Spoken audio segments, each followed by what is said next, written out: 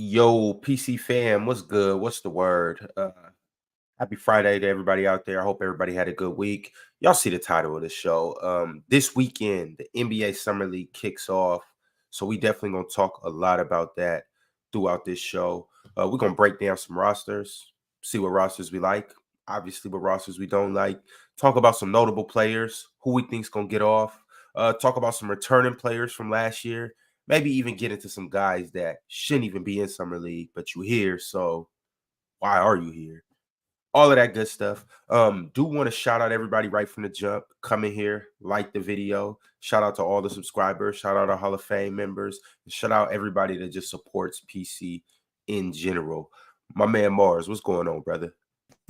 Hello, hi. How's life outside of the world?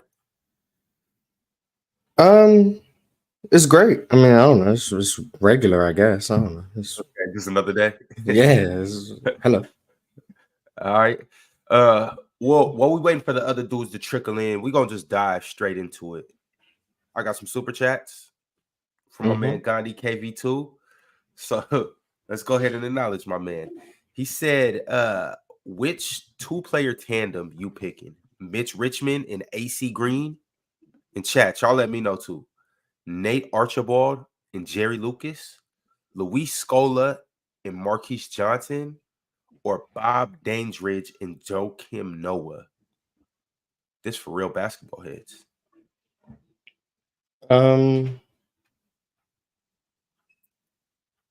If I was to rank them 1 through 4, I'd put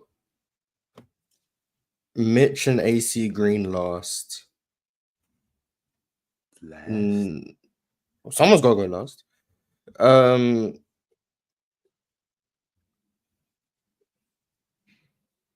Scola and Marquise Johnson third. Nate and Jerry Lucas second, and Bobby Dandridge and Joakim Noah first. And that's probably the order I'd go. So yeah, but I don't know. Interesting question, I guess.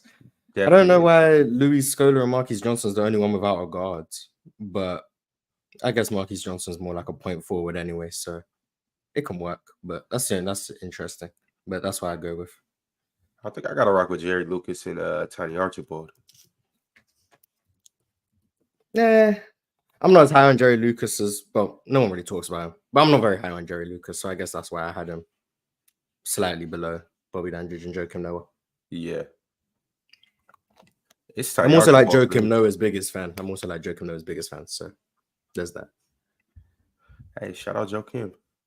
That's my guy. Better than Sabonis. Oh, damn.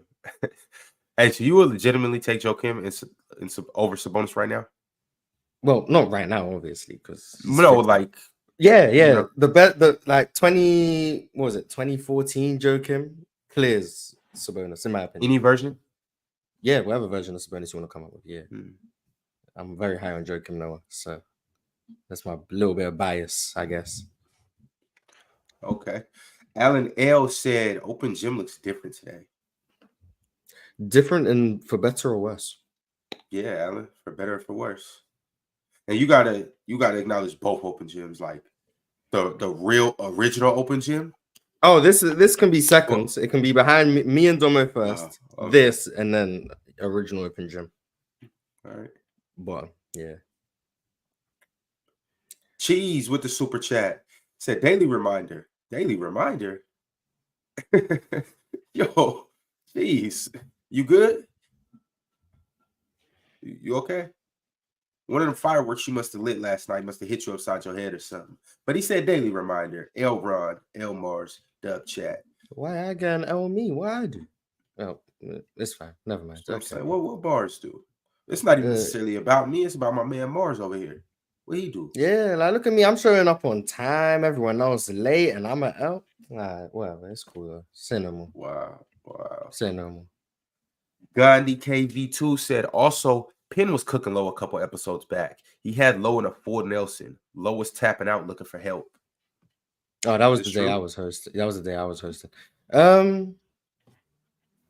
The comments seem to agree with Penn. Yeah.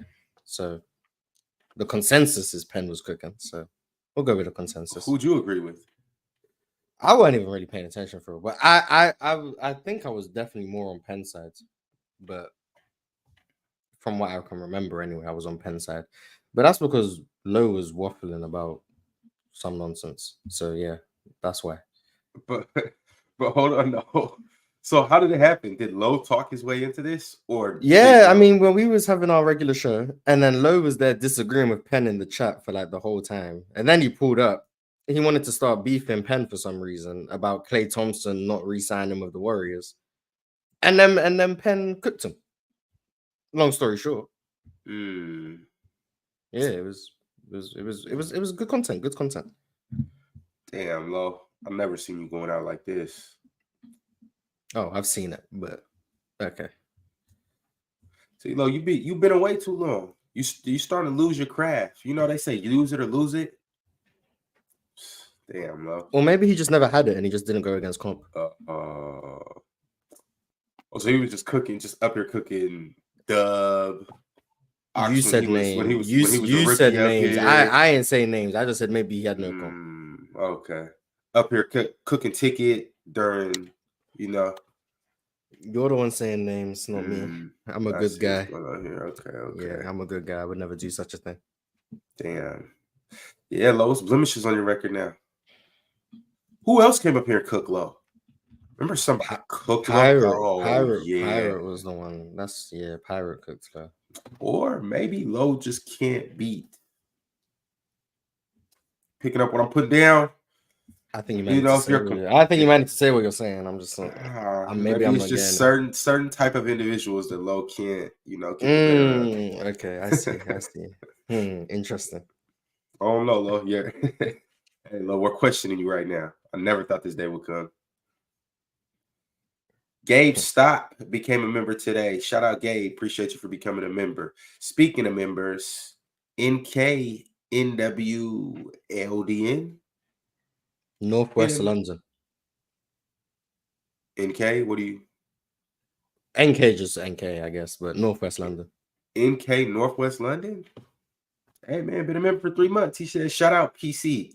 Henry equals KD. Henry who? Oh, he's talking about football. Football. Okay. Yeah, okay. But who's Henry? His name's Henry. He's French. He left Arsenal to join Barcelona after Arsenal lost to Barcelona, so he did what KD did, basically. Henry, was he was dope like that?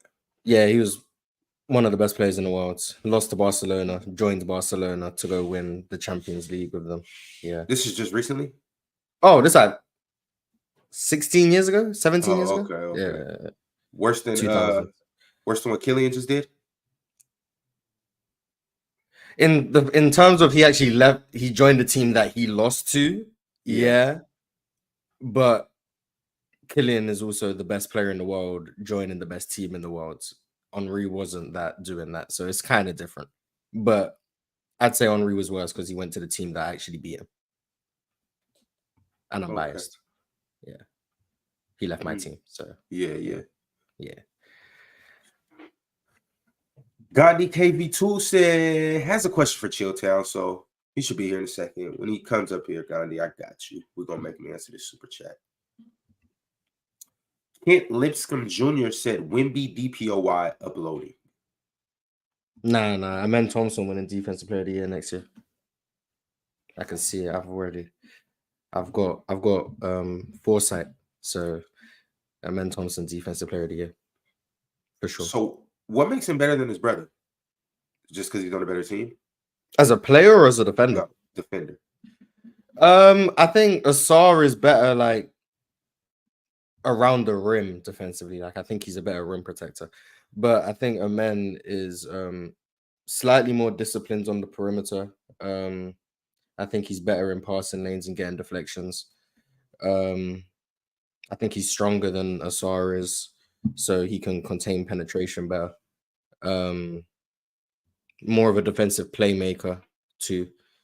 And he doesn't have as many fouling issues, although he does have some fouling issues himself, but he doesn't have as many fouling issues. And I also watched him play more times than Assad, so there's probably a bit of bias in that too, but I'm gonna take him in. But no, he's not going to actually win Defensive Player of the Year. That's just me pushing propaganda. But I do think he's better than Asar as a player and defensively.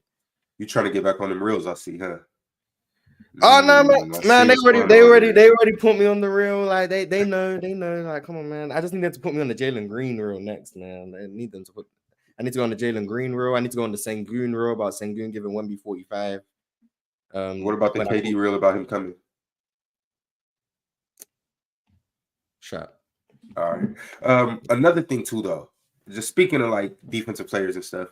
If you had to, let's say you had to, ironically enough, the Martians are coming. And we got to play against the Martians. But here's the thing, though. We can score on the Martians. They don't really play no defense. We just have to put together our best defensive team because they score like crazy. With the Thompson twins, and we get 10 players, would you choose both of the Thompson twins to be one of those 10 players? Or current players. Current players. Yeah. Everyone healthy? Everyone healthy. Okay, so they play 4 out too. They play 4 out. Straight off the bat, you're gonna need Bam. You're gonna need Anthony Davis. So Bam and Anthony Davis are taking 2 spots instantly. Then you're gonna need to get Herb Jones. You're gonna need Caruso. So that's 4. Jaden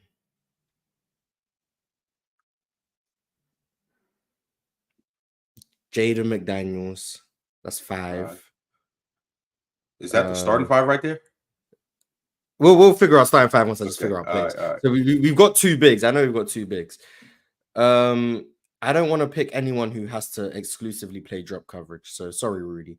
Just for this conversation, you're not going to make it. It's a crazy name that I can't believe you haven't named already. Who, Wemby? Yes.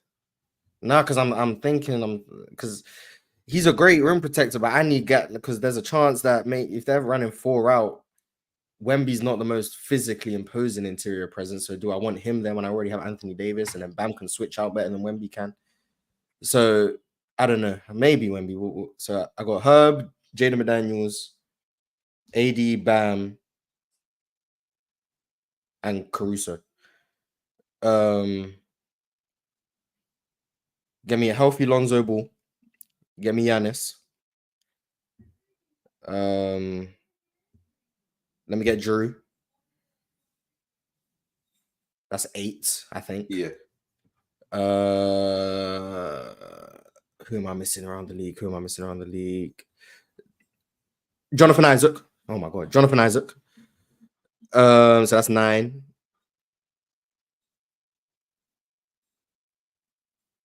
And then I feel like you just got to take Rudy or Wemby anyway. So I'll take Rudy. That'll be my 10. Let me get Rudy. All right. Yeah, that'll be my 10. So Amen and Asar wouldn't make it.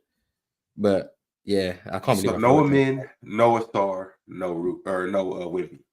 Yeah. Unfortunately, like and if this gets clipped, people gonna be like, oh my God. Like I'm thinking versatility, switchability, no liabilities at any position. And unfortunately, Wemby still isn't fully there as a perimeter defender yet.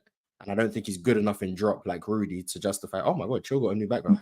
My fault. I'm somewhere else right now, and I had it set up, but I'm in effect. As you were saying, Mars, go ahead. Oh well, no, I like the background. It looks cool. No, I'm at my brother's house, but keep going. No, it looks very cool. Yeah, I don't think Wemby's good enough in drop to take him over Rudy in this situation. And then I needed to get wing defenders because I need guys who can guard on the wing. So Herb, Jaden McDaniels, Caruso, Drew, they're all like just make sense. And then Giannis, Jonathan Isaac, because my Romas. Bam is there. He's switching everything. I think it just makes more sense as a fit thing. It doesn't mean that they're the 10 best defenders in the league. But if I was building a perfect defense, I think that's the players I'd go with. And then like my coach would be probably Spo. Probably have Spo as my coach. Or Nick Nurse. But probably See, Mars, I would have to go with Wemby in this lineup. Reason being is because me and my brother, we were having a discussion last night talking about Rudy and Wemby. And he asked me, do I think Rudy's a better defender? Or Wemby's a better defender? And I said, not necessarily. But here's also the thing that that because he was like, well, Rudy makes Rudy has a better defense because he has the other guys with him. And I was like, yeah, but also that's a good reason why Rudy has the defense that he has and why he looks as good as he has, because he has Jaden McDaniels clamping people on the wing. He has Anthony Edwards. That makes, believe it or not, even though he cleans up a lot for them, that makes his life a whole lot easier too. Mm-hmm. And I'm like, Wemby, it's him and it's Wemby and nobody else basically. I'm sorry, I walked in the conversation a little bit late. What we talking about, fellas? I'm sorry. We're talking about defense. Ron asked me if I had to make the perfect defensive 10-man rotation with players in today's game, forgetting all about offense. So imagine the team just scores anyway. You start with 110 points. You just have to make sure the other team doesn't get to 110. Okay. What 10-man lineup would you make? And then I left Wemby off the team. So now Ron's talking about why he would take Wemby over Rudy. And so Ron, I think the thing you're missing with Rudy is the other stuff. Like I know how you feel about Rudy. This is what I'm saying, Ron. I know how you feel about Wemby in terms of what he's gonna be and the potential that he shows you. I know that. I can appreciate that all day, every day. His long wingspan, how he's able to close out at the long ball line, his ability to defend on the perimeter. The problem with Wemby is that he still has a lot of holes in his game defensively. He still doesn't understand coverages yet. He still isn't the rebounder that you would like him to be, the rim protector that you would like him to be. I think he's gonna be that. Wait, though, chill. Now that's the part where I disagree. Is the rim protection? Wemby understand the difference, Ron. The leading blocks, right? Understand. By a landslide, right? There's guys who've led the league. There's guys who've led the league in scoring and later on become better scorers and weren't.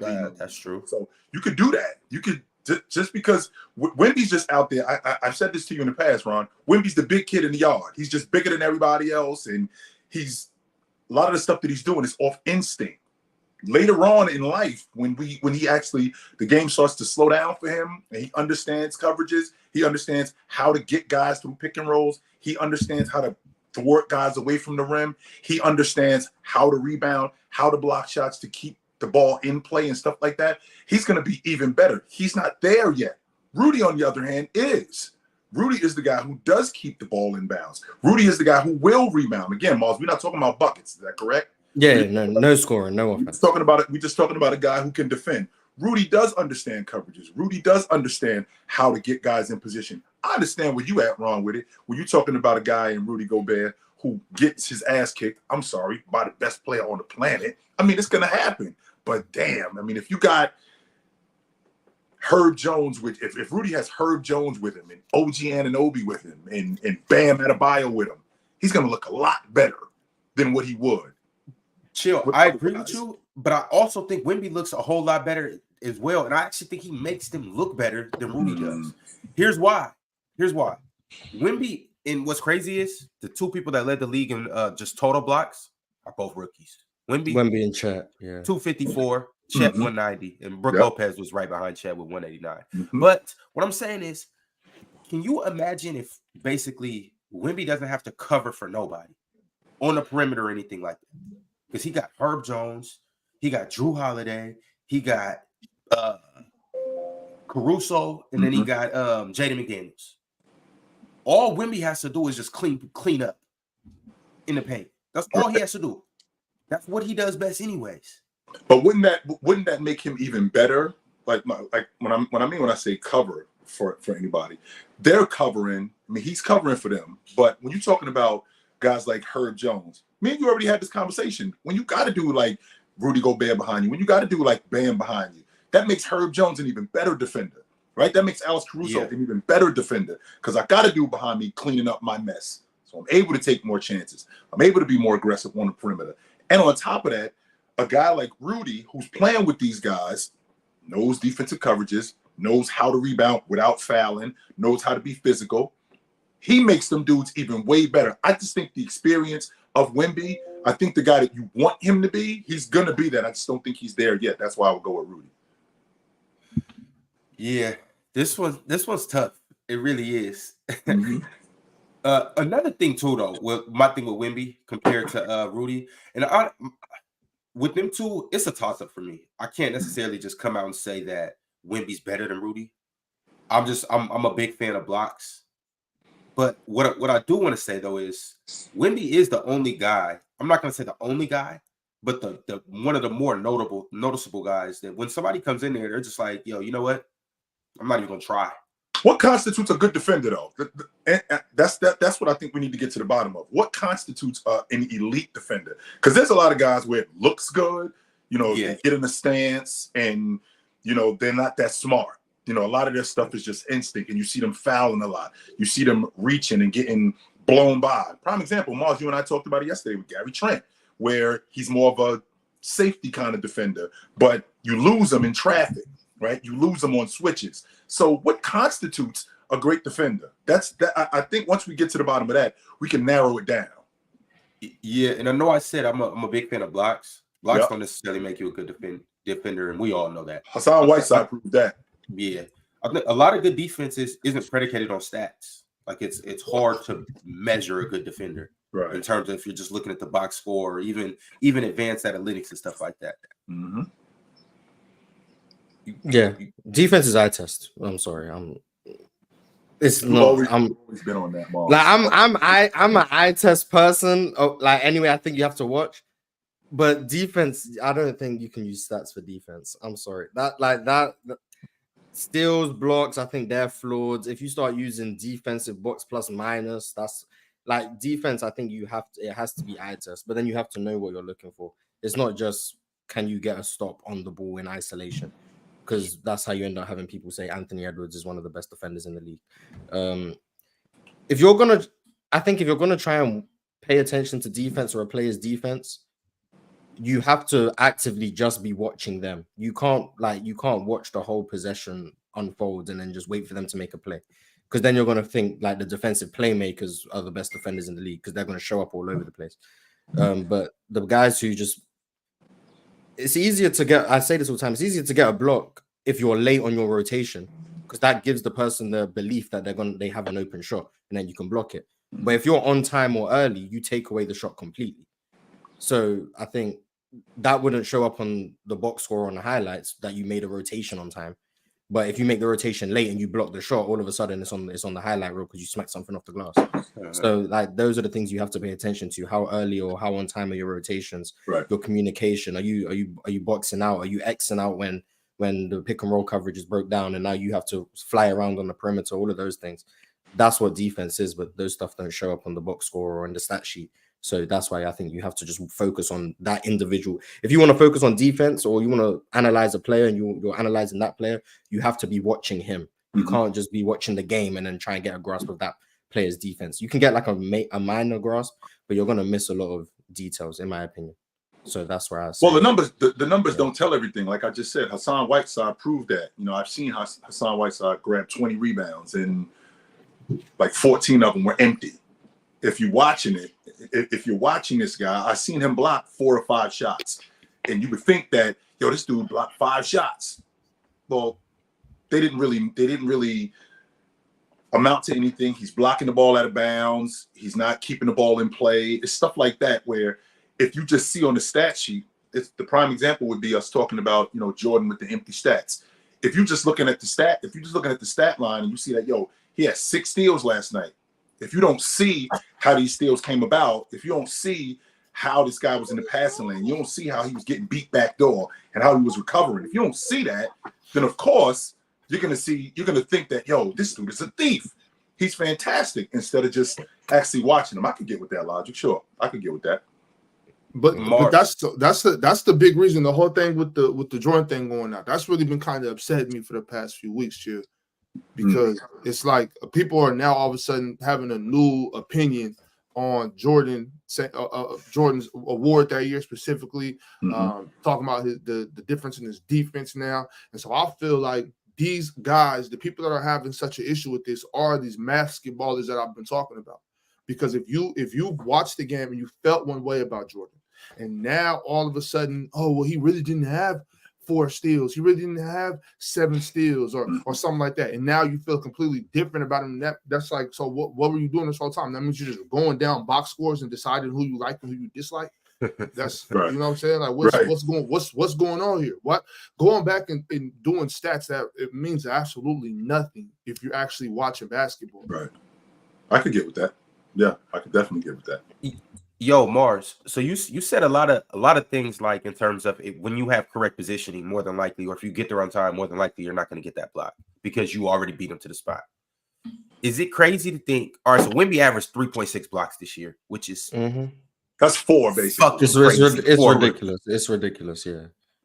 But is it crazy to think that since we expect him to get smarter, his blocks are gonna go down? Yes. I said that. Yeah, I think this is gonna be his career high in blocks. I think his rookie year is gonna be the most blocks he ever averages. Not because he's gonna get worse on defense, but because he's gonna actually gets better. Yeah, he's gonna get. I think I've said it about Shaq before. I think Shaq's career high in blocks was his rookie year. That doesn't mean Shaq was at his best defensively as a rookie. It's some of it's you chase blocks as a rookie because hey, you want to block shots, and then some of it's just more disciplined. You're not jumping out of position. You're on time on your rotations. All of those things. I think it's. I don't know how common it is, but I wouldn't be surprised if you look at like a lot of the all-time shot blockers. I wouldn't be surprised if their highest seasons in blocks came very early on in their career, even away from their defensive peaks. Like Shaq, I'll go to Shaq because I know for a fact his best season in blocks was one of his first 2 years. He wasn't a better defender in 92, 93 than he was in 2000s. He just wasn't. But because he averaged more blocks, some people might feel that way. So I feel like with Wemby, he might average 3.5 blocks in his prime just because he's Wemby. But you're going to notice a difference in his blocks in terms of that he won't be jumping out of position as much. It won't be a lot of recovery blocks. It won't be him blocking the ball out of bounds. It'll be him trying to maintain possession for his team. It won't be him chasing blocks and sometimes missing it, and then now he's not really getting a good contest. I think that's the biggest difference between Rudy and Wemby. Rudy contests shots to alter the shot, and if he gets a block, he gets a block. Wemby contests shots to block the shot, and sometimes if he doesn't block the shot, he can still alter your shot because of the length. But there's often times where he doesn't get as strong of a contest because he's trying to just block the ball, whereas Rudy's trying to just contest the shot. And I think that's the biggest difference between them two. Rudy doesn't have. I don't think Rudy averages 2 blocks. I might be wrong though. I think it was 1.5 to be honest with you. Yeah, I think that's the biggest difference. But you go back 5 years, I think Rudy was averaging like 2.5 blocks. He was leading the league. Rudy's become a lot more disciplined in that. Right. I agree. I agree with your logic on that. For the most part, I agree with that for the most part. But my thing about Wemby too, I think it has to do with a lot of people not realizing he can get to this. You know what I'm saying? Like, yeah. What was that last part, Ox? The last part you said people don't realize. I don't think people realize he can get to a lot of those shots. Like I think so. I think people are going to stop taking some of those shots too. So that might help not help, but that might be the cause of his blocks going down because people are shooting shots like, you can't touch this, and you look like what the, you know what I'm saying? He's blocking floaters and all types of nonsense. Yeah. And to your point, Mars, I mean, if I'm not mistaken, Wemby had 5 of them. Wemby had 5 7-block games this year. 5 of them. He had a triple-double with blocks this year. He had a 10-block game this year. He had an 8-block game this year. Now, to be honest with you, I think that's just him just swatting shots away just to assert his dominance, not recognizing how much better of a defender he's going to be later on when he realizes that, all right, well, I don't have to block every shot. Kind of like a defensive end. Like I don't got to sack the quarterback every time. But if I put hands on him just to let him know that I was there, that's going to shake him up. That'll completely screw him up just so he'll know, yo, I almost got you. Yo, shit, that's why I sucked at football. I'm on that DN trying to get to that quarterback every time the ball snaps. I almost had you right there. I almost got you. I don't know any other assignment. I'm getting to the quarterback. And I don't know what I'm supposed to be doing right now. I almost had you right there. So to your point, I mean, a guy like Wemby, who I think is going to be much better later on. There's plenty of these guys. I think Olajuwon in I want to say year 4. Year 5. This is the 88-89 season when he actually, I thought he should have been, like, he didn't make the all-league defensive team. I think he led the league in blocks. He was second in the league in blocks. He averaged almost 5 blocks a game that year. Something like 4.6, something crazy like that. He didn't make the all-league defensive team. Now, I know that's ridiculous. That is nuts. But Olajuwon at 88-89 was that 88-89 Olajuwon was not better defensively than 95 Olajuwon. He just wasn't. No, he was not. The numbers might show that, he looked much better. He wasn't. Olajuwon understood angles. Olajuwon understood how to rebound better. Olajuwon understood how to rim protect better. He was just better overall not just as an offensive player, but as a defensive player. 100% he was. So that just kind of just led me down a rabbit hole. Who averaged the most blocks ever in a year? Manute Bol, Mark Eaton, one of them. Nah, it was Mark Eaton in 84, 85. Dude had 456 total blocks and averaged 5.5 blocks per game. Does that even sound correct? That's a block every quarter on average. In some quarters too. Marky and an interesting guy, man. 7'5". How many did you say, Ron? 5'5"? 5, to be exact, 5.56. That's really 6 on average. Yeah. That's really 6. So again, that's a block every quarter. 75, 76. Kareem averaged 4.1. Damn. And by the way, they started recording blocks in Jabbar's 4th season. So we don't count the 12 blocks a game that probably Russell would have been averaging, or the 10 blocks that Chamberlain would have been averaging, just off the strength of him doing that. Because they counting blocks. So I mean, I watched the 72 NBA Finals in Game 5. I don't know if you know this, Ron. Chamberlain had 8 blocks in that game. Man. 8 blocks. In the closeout game, Game 5. He also had 8 assists too, Miles. I just want to put that out there. Shout out to Wilt. He was a solid little basketball player. Yes, he was. Yeah, he was solid. Yes, he was. Yeah. In 83, Tree Rollins led the league in blocks with 4.29. The next year, Mark Eaton leads the league with 4.28. The next year, Mark Eaton turns back around, leads the NBA forever in all-time blocks in the season with 5.56, and then Manute Bol follows up the next season with 4.96.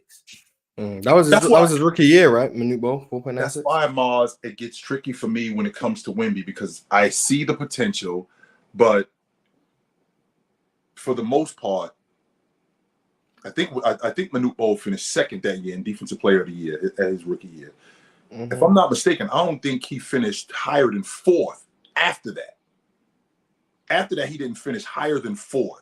And if I'm not mistaken, I mean, Manute Bol, he was in Philly. He had 7, 8 block games, but he was a much better defender moving on. But there were people who thought that he could be this kind of defender. That's why I don't want to rush Wemby. What year was that year? Which year? Manute? His rookie season was the 85. I think his rookie season was the 85-86 season.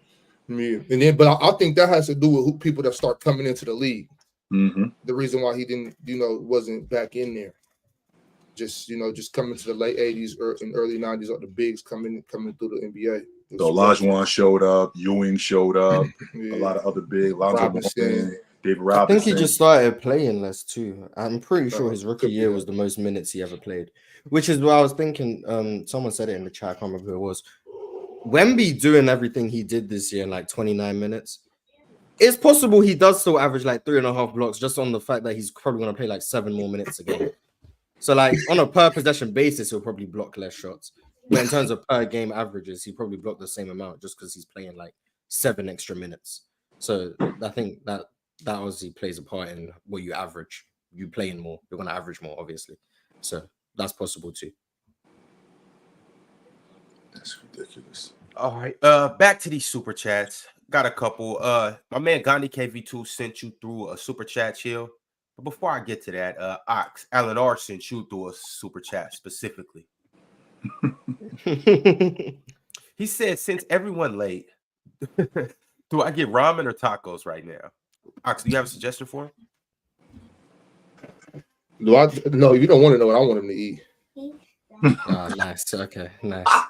I'm gonna keep it cool. I'll tell him to eat something. If I tell him to eat something, I'm gonna be banned for the next 2 weeks. All right, for sure. Hey, well, if you're not in Seattle, I guess get a taco. But if you're in Seattle, just stay away from those tacos. That's all I can say. Well, I mean, you ain't had none. I had one. I had one taco. It was I disgusting. don't remember you eating any of them, Oz. Yeah, First because of I all- took like 2 bites. I was like, yeah, I ain't eating this. I gave it to someone else. Terrible.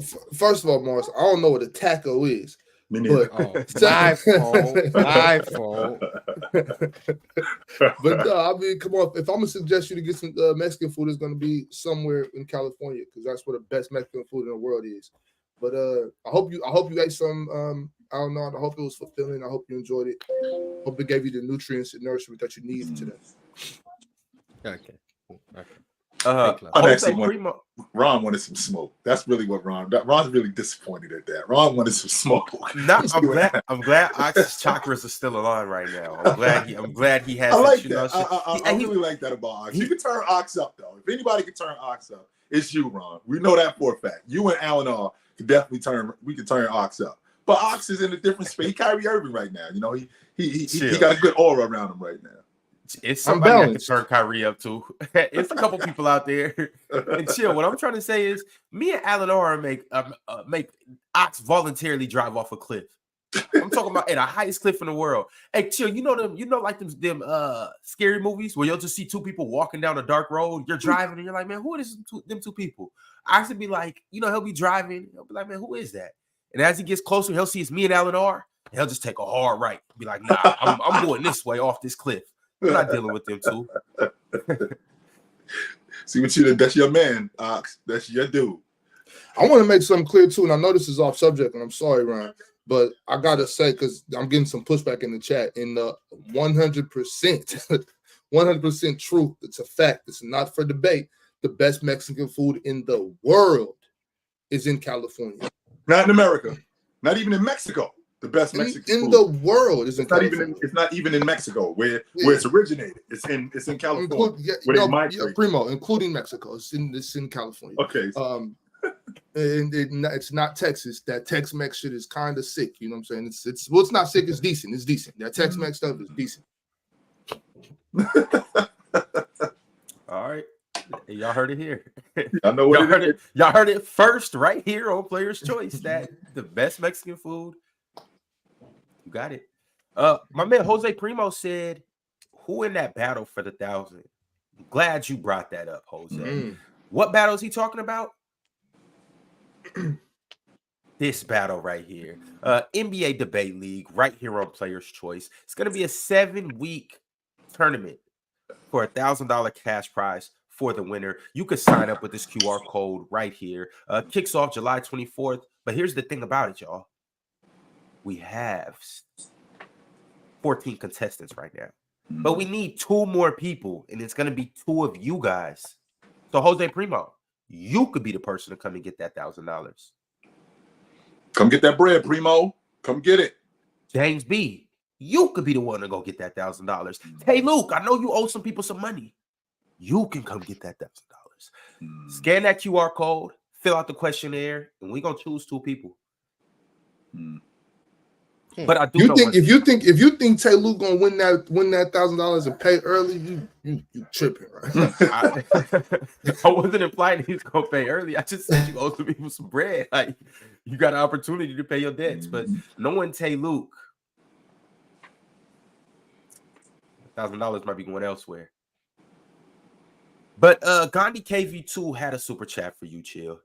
He said, Chilltown. 2 separate questions. If MJ played in the 2010s, where would he rank offensively and on D? Same for Hakeem. I think Jordan would be one of the best defensive guards in the game. I think it would be tougher on him, though, off the strength that how much more wide open the game is. Jordan was very much a great off-ball defender. You could catch him with his head turned a lot. You could definitely do that. But his principles were sound. Right, he had real good ability to close out. He was really good with his hands. One of the best shot blocking guards that the NBA had ever seen at 6'6". Great closeout guard. I think he was better than guys like Drew Holiday. I think he was better than guys like perimeter players like Rondo. I think he was better than perimeter players like Bryant, guys like that. And just as a defender, I just think that he would have had to deal with a lot more guys because of how wide open the game was in the 2010s. I think he would have had to deal with a lot more guys, so I think it would have been tougher on him. But I don't think he would have suffered that much. Olajuwon, on the other hand, in the 2010s, he would have probably been the best defensive big in the game. One, all the bigs was gone. So Olajuwon now at this point is the only elite offensive and defensive big. Like, he's going against, and I don't want to disrespect them, but the elite bigs at the time, Al Jefferson, Blake Griffin, DeAndre Jordan, guys like that. That's who Hassan Whiteside, Rudy Gobert, Cousins. These are the dudes that Olajuwon is going to have to deal with. So because of that, I think Olajuwon clears those guys. Plus, considering where the game is, like a lot of those bigs, like when I think about Al Jefferson, he wasn't shooting the ball. He wasn't shooting the long ball. Olajuwon could defend on the perimeter. Cousins, in terms of Cousins getting downhill, Olajuwon had great ability to recover. So Boogie Cousins wouldn't be blowing past him. Blake Griffin was more of a pick and dive guy. He was more of a lob threat. He could play one-on-one, but I think Olajuwon would have been able to handle himself against guys like that. Like Hassan Whiteside, he's another one who I don't think Olajuwon would have had a problem with at all. Plus, those perimeter guys coming to the rim, I think Olajuwon would have been the best rim protector in the game. So I think he would have been great in the 2010s. Yo, did this nigga just call me Jefferson Tibbs? What? Who? Go ahead, Ron. Go ahead, Ron. Yeah, they called you Al I Jefferson. told you this how you can turn Ox up. You want to turn Ox up, turn him up. You can turn Ox right up, yo. Damn, Al Jefferson Tibbs. Mm-hmm. See. Mm-hmm. You can turn him right up. Is it crazy to say that if Hakeem played in the 2010s, like if his top 10 best years were just from 2010 to 2019, he's the best player ever? Ever? Ever. Some championships have to come in. Sure, some championships would have to come in. I'm depend on who he's playing with, because like to beat James, to beat Curry and that Golden State Warriors team with KD, I think that would be a tall task. But if he was able to do that, yeah, we definitely having a different conversation about him. But then it would get tricky, Ron, because the big man era was basically faded. Dwight Howard wasn't what he used to be. Anthony Davis was awesome, but the big man era wasn't what it used to be. So he would get that tax. The big man era isn't. I mean, the bigs during this time weren't really that good. Who was his competition? Kind of like what's going on with Chamberlain. I'm trying to think of where to put Hakeem. What team to put Hakeem on in the mid-2000s that'll make him the GOAT? Toronto with Kyle Lowry and DeMar DeRozan. Okay, there we go. Bingo. There we go. Hey. When did DeRozan? So DeRozan got there in what, 2008? Yeah, 08? got there in 08. He was in the 09 draft. So. But Lowry 09, didn't get there until a little later. 12. Yeah, he was at 20. Yeah, I want to say 2012. Something like 2012, 2013. Oh, the Pacers instead of Roy Hibbert. Might not be bad. I don't want to put no. This is what I don't want to do. I don't want to put Olajuwon on a bomb squad because he doesn't need to be on a bomb squad. Right. I don't need to put it. This ain't KD in the Warriors. This ain't James in the Miami Heat. He don't need to be on a bomb squad. No. If you put him with DeMar DeRozan and Kyle Lowry, the distributor Kyle Lowry was, the defender that Olajuwon was, how he was on the block, man, he makes life so much easier for them. So much easier for them. And he stays there too. So I think he's the difference in Toronto.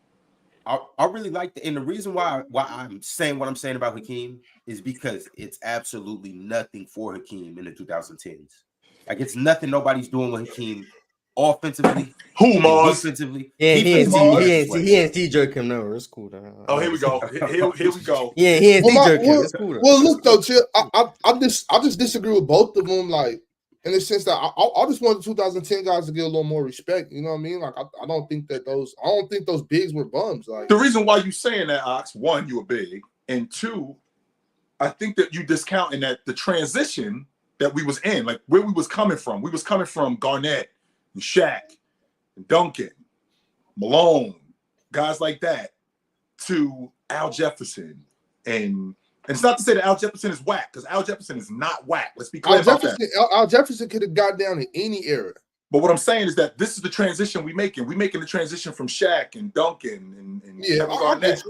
And we going to Al Jefferson and Blake Griffin and guys like that, Hassan Whiteside. So, of course, when you see these people, after what you just saw, it doesn't mean that these dudes is whack, but they're clearly a tier lower than what we just came from. Clearly that. And some people are over-exaggerated and go, yo, Olajuwon, not Olajuwon. Some people will go, yo, like this dude right here, right up underneath me, will be like, yo, the 2010s, these dudes was bums. Let's chill out on them being bums. I mean, well, here's the thing though, chill. Like, no, like technically they weren't bums, but compared to Hakeem Olajuwon, but think about who you comparing them to. Everybody was a bum compared to Hakeem, even in the 90s. That's the point I'm trying to make. But it was still stiffer competition in the 90s. It was still more of a chance to slow him down. He still had more action. He still had to guard up more on defense. He still had to deal with prominent bigs on an offensive end. Right. In the 2010s, it's like, yo, Hakeem damn near 30 and 12. He gets busy in the 2010s. Yes, he does. He does whatever. He might get Kyle Lowry traded. He might get Kyle Lowry traded because Kyle Lowry, all them shots that he was shooting. Remember, I believe it was the 15 playoffs. He had the worst shooting percentage of any guard in NBA history. Yeah, he might get one or two things is happening in that specific situation. One, coach is getting on him that there's no more shots until that big man touch the ball, or you got to come off the floor. That's right. It's really that's what I'm saying. That's what I'm saying. Hakeem an old school big though, so he's not gonna be watching dudes just dribble around and take and chuck. He's gonna holler at him at halftime. Like, and he'll snatch Kyle Lowry up, like, yo, my man. Oh yeah, he might snap Kyle Lowry. He might. I don't even think that's the case. Pass me the ball. I don't even think Kyle on that type time now. I think Kyle will be giving him the ball. I think he would give him the ball. Because here's also the thing too. They're gonna have to triple team Hakeem. So now Kyle Lowry's shooting butt naked, wide open shots. I think he can make a couple more than triple team with the key. And remember, Mars, I think we're moving into we are moving into the 3-point revolution during the 2010s. But if you think about the 3-point revolution, when did it actually become official? Like, teams were doing it, don't get me wrong, the Golden State Warriors, they kind of enhanced it, but when did it become like, this is basketball now?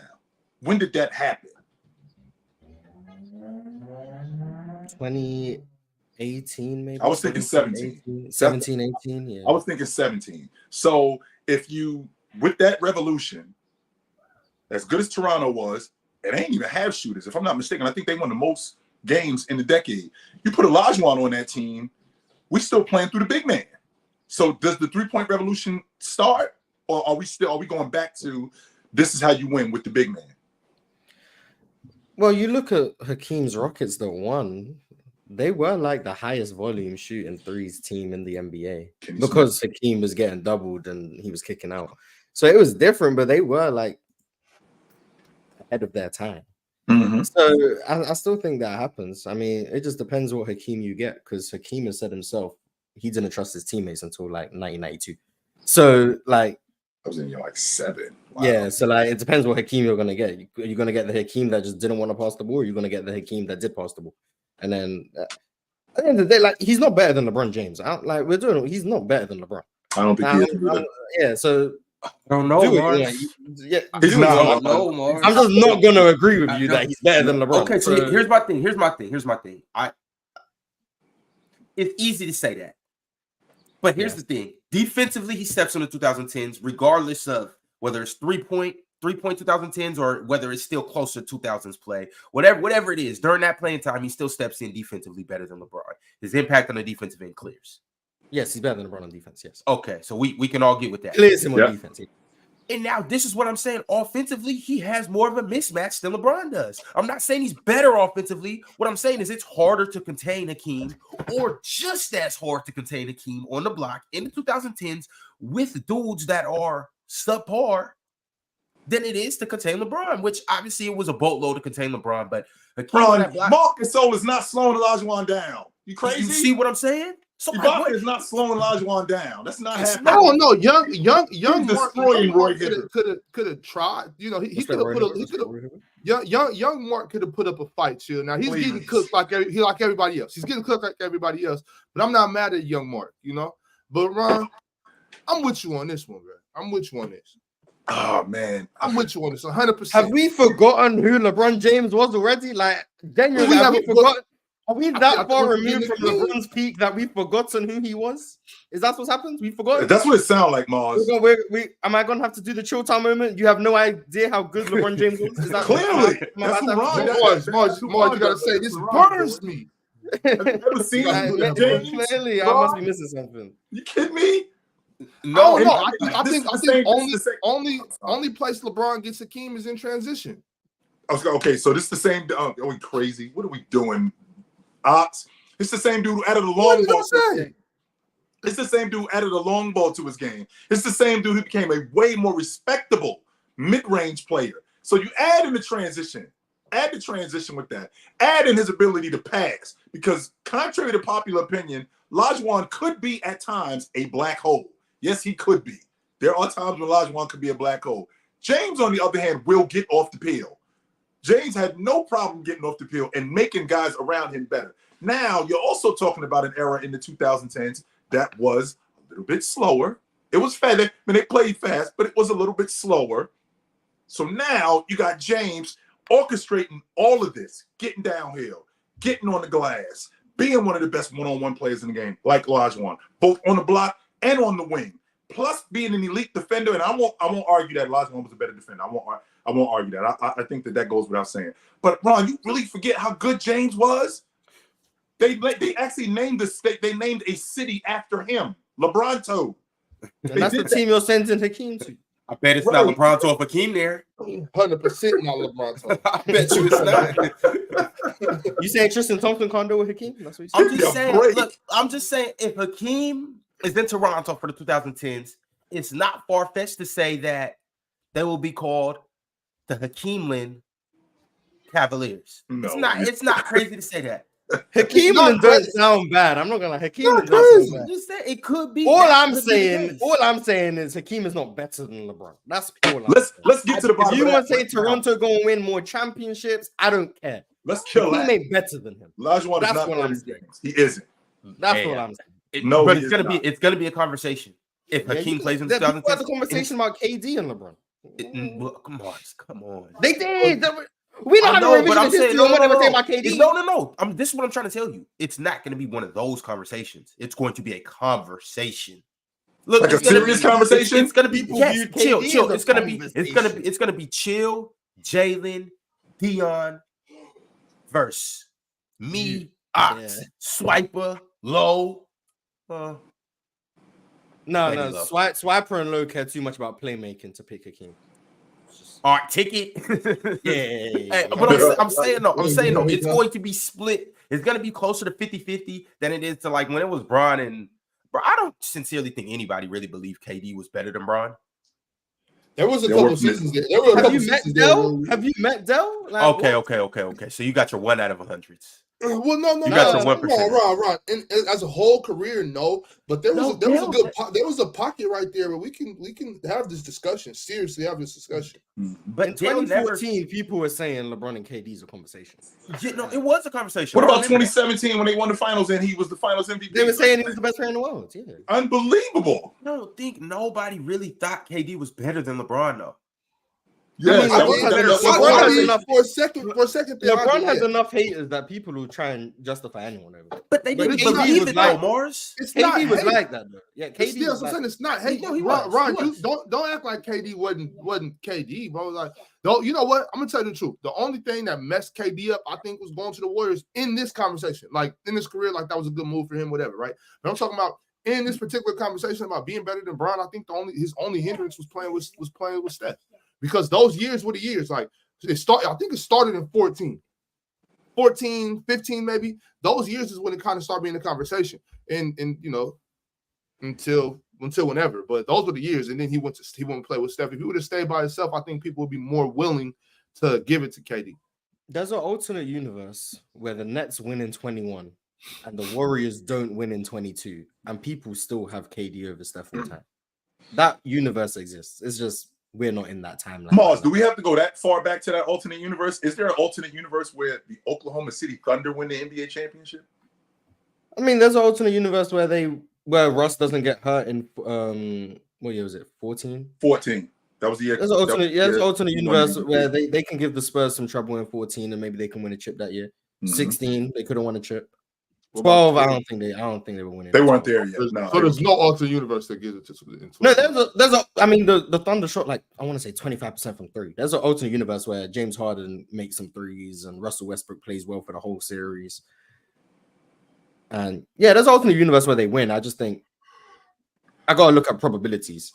I think it's more likely of the alternate universe of them winning in Brooklyn than there is of them winning in 2012. Even though one was in the finals and one was in the second round. Whatever. But KD was in KD. People were having the conversation about KD. That's what I'm saying. Mars, you was big on it. You every time we talk about this, you always bring up that 21 Brooklyn team because you were sold on that crew. I just wasn't sold on James Harden. I just wasn't. I was not sold on James against Boston before he got hurt. He looked, man. He was destroying, well, I can't say destroying Boston. It wasn't him, but the Nets were destroying Boston, and James Harden was playing great. Then he gets injured in the first 10 seconds of the Bucks series. And then he tries to come back and play 2 games and it's cooked. And Kyrie goes down.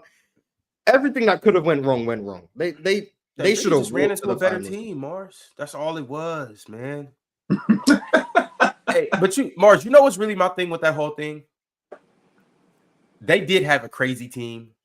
They was rolling. They obviously had some injuries. My thing was I just couldn't give that team no love. Because it was years on top of years already leading up to it with me hating on James Harden, with me hating on KD, and also during that time, Kyrie didn't have the best rap with me either. So it was like I had already talked so much shit up to that moment in time. What was your issue with Curry, Ron? What was your issue with Curry? With Kyrie? Was it Curry or Kyrie? No, Kyrie. What was your issue with Kyrie at that time? I mean, come on. Kyrie at that moment in time was probably the worst out of all three, just in terms of antics and shenanigans. And chill, you know what I'm talking about. I do know the Celtic stuff, forcing your way out of Cleveland. And then Kyrie was just in his bag at that moment in time. And then that was post-COVID too, right? Oh yeah, Kyrie was come on. Kyrie was so that's really what it was with Kyrie. So I was hating on all three of them. So I had to just stand on everything I was saying and be like, no, man, that's not gonna work. It's a circus over there, yada yada yada. Which it kind of was, but I mean, injuries just played a crucial part in that. So it got so bad for Kyrie that people in New York were blaming restrictions that they had in the city of New York on Kyrie.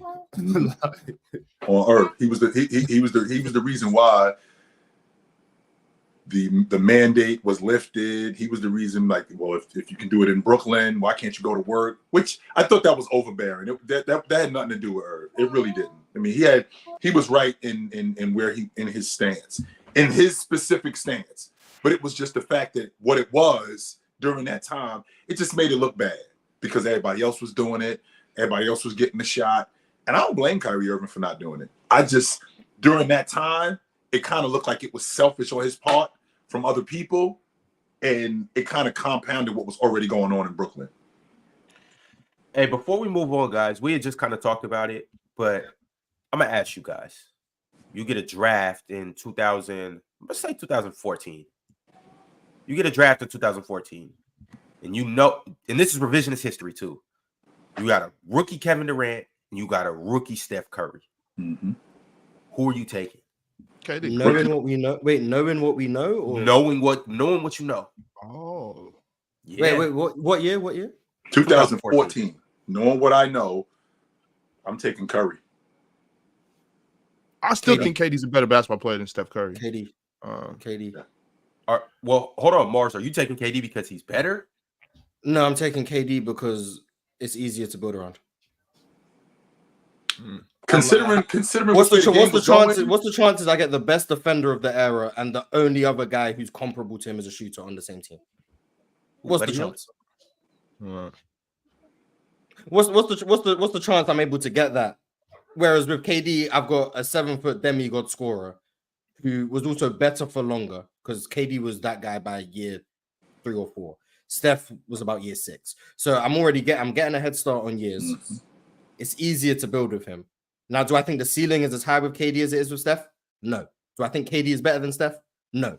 But you give me a 3-year head start, someone who's easier to build with, I like my chances. I trust myself to be able to build the right team. Whereas with Steph, I think you get everything right. The ceiling is higher, but so much has to go right for it to work. Also, knowing what I know, we're not paying Steph $44 million off his rookie contract. So unfortunately, he's going to be getting a max. So already, I can't afford to go get KD in free agency. So there goes 2 of my rings. So I'm just so yeah, I think it's easier to build. I think it's easier to build with. If I was drafting, I would take KD because I think it's easier. But I think if you could guarantee me the best case scenario of both, I would take Steph. But the best case scenario is very rare. To Ron's point, like knowing what we know, that's the way the game was going during that time, and because that's the way the game was going during that time, I felt like it was a lot easy. It was less difficult to build around Steph Curry than it was because that's the way the game was going. Specifically, it's not because KD isn't a great one-on-one player or because he can't shoot the long ball, but because a guy like Steph Curry, if I get him and I get another knockdown shooter, all right, this is the way the game is going, and now all I got to do is put the right pieces around that. KD is more of a plug-in guy. Those guys have to already be there in order for you, kind of like with Kawhi Leonard. Those guys have to already be there in order for you to move forward with him. He proved that.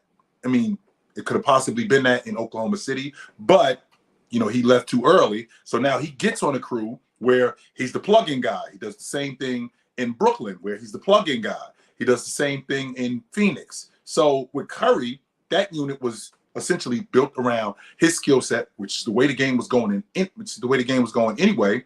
And the fact that we get guys who are conducive to his style of play and his game, that makes our lives even better. So now all we got to do is get a great defender. Now all we got to do is get great role players. Now all we got to do, we don't need another lead guard because our offense isn't like that. It's not predicated on one guy dominating the ball. It's just the ball moving. So that enhances Curry's game. KD, on the other hand, when he gets on that Warriors team, like a lot of people don't want to discuss that, but he struggled. As good as he was, he did struggle because he's more of a one-on-one player. Him being more of a one-on-one player, that's not conducive to the Golden State Warriors offense. It's more of a ball movement, people movement kind of offense. So if I had to build around the two of them, it would probably have been Steph Curry, knowing what I know today. Bless you. Yeah, Mars. I hear what you're saying. I'm just saying, like, let's not act like KD wasn't favorable from day 1 too. Well, day 3. What do you mean favorable? I mean, by his 3rd year in the season, or third season in the NBA, you had Russell Westbrook. Wasn't he leading the league in scoring in year 3, something like that? He was. Yeah. But He had talent, but there's a difference between talent and then fit. Yeah, the talent around, like, you could argue, not argue, I think it's logical.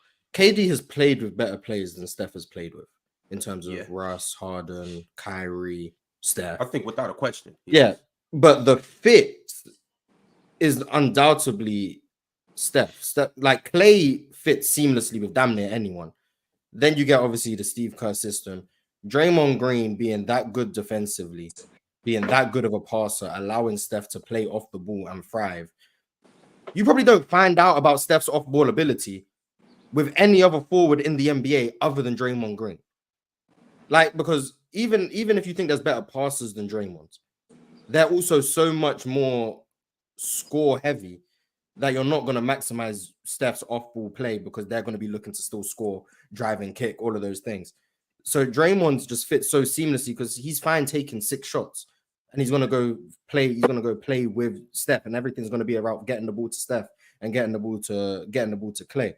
You don't just find that anyway. You don't find that anywhere. And none of this is, I want to clarify, none of this is me knocking Steph, but everything went so perfectly. You had Steve Kerr, who was the GM of the Suns, the 7 seconds or less Suns, revolutionary offense, played under Greg Popovich and his revolutionary defense at the time. played under Phil Jackson and the Revolutionary Triangle at the time. Put all of that stuff together. Implemented all of that into All a that cauldron together. and whipped up this offensive scheme with Draymond Green being the only player who could play the way he needed him to play in the NBA at that time, being maybe the best defender, especially in the postseason, in the league at that time. Right. Klay Thompson being the second best shooter in the league at that time, maybe the best like catch and shoot shooter in the league at that time, around Steph Curry. And then you get Andre Iguodala, one of the best wing defenders in the league at that time. Klay Thompson, one of the best on-ball defenders in the league at that time. Everything just culminated seamlessly to make maybe the best team, regular season team you've ever seen. And then obviously you add KD and it just becomes ridiculous. But Steph's off-ball game doesn't get unlocked without Draymond Green. So if you draft Steph Curry in 2014, who's the Draymond Green you're going to go get? And I'm not saying Steph needs Draymond Green to be good, but you don't maximize Steph's off-ball game without Draymond Green. He enhances his game 100%. That's clear to see. Steph is maybe the best off-ball player ever. You don't maximize that without Draymond Green. You just don't, because no one else. The way Steph moves without the ball, I disagree right there, Mars. I do. You have to have a willing passer. Yes. It doesn't. So I don't know if that's exactly what you mean. Like, it doesn't have to be Draymond. I think any willing passer that's power forward would maximize Steph Curry, because the way he moves without the ball. He's like Paul Millsap Ox. It doesn't have to be a power forward either, though. Like, it doesn't have to be. It doesn't. Yeah, have but it can't be a small, because you're not having a 6'2" and a 6'2" in the backcourt. So it's not going to be a small. It would have to be a bigger player. So a point forward type, combo guard. I don't know, some 6'2" guard. Who would it be? Who would it be? Like name from 2014 onwards. Yeah, because as far as I've got Ben Simmons. Ben Simmons. Who else is there? Ben Simmons doesn't work, and the reason why Ben Simmons doesn't work is he's a liability offensively. Draymond could actually shoot the ball. Draymond would shoot the ball. Well, that's the thing. I don't think Ben Simmons was what you say, a liability. I don't think he was a liability on offense at all. I don't think not being able to shoot makes you a liability. I think James was in the paint. Ben Simmons was a demon going downhill. Right. He had that good little runner. He was nice in the paint. Yeah. I don't want to call him a liability on offense. I can't say that about Ben Simmons. I've seen him do too much on the offense. He 100% is a liability. Ox one just because he wouldn't shoot that. I think he becomes a liability in the wrong situation. But I think Draymond would be a liability in the wrong situation. I do want to answer that. I do want to answer that question though, Ron, the original question, and I undoubtedly take Kevin Durant. Although I do think Steph and KD are two of the easiest players of this generation to build around. As far as superstars go, I don't think you have an easier job than Kevin Durant and Steph Curry to build around. You know what I mean? Like all the well, first of all, their willingness to come off the ball, but their shooting ability for both of them. Both of them can shoot the ball. KD's ability to get to his spots. The Steph Curry's ability to play off the ball in his off-ball movement, which we were just talking about.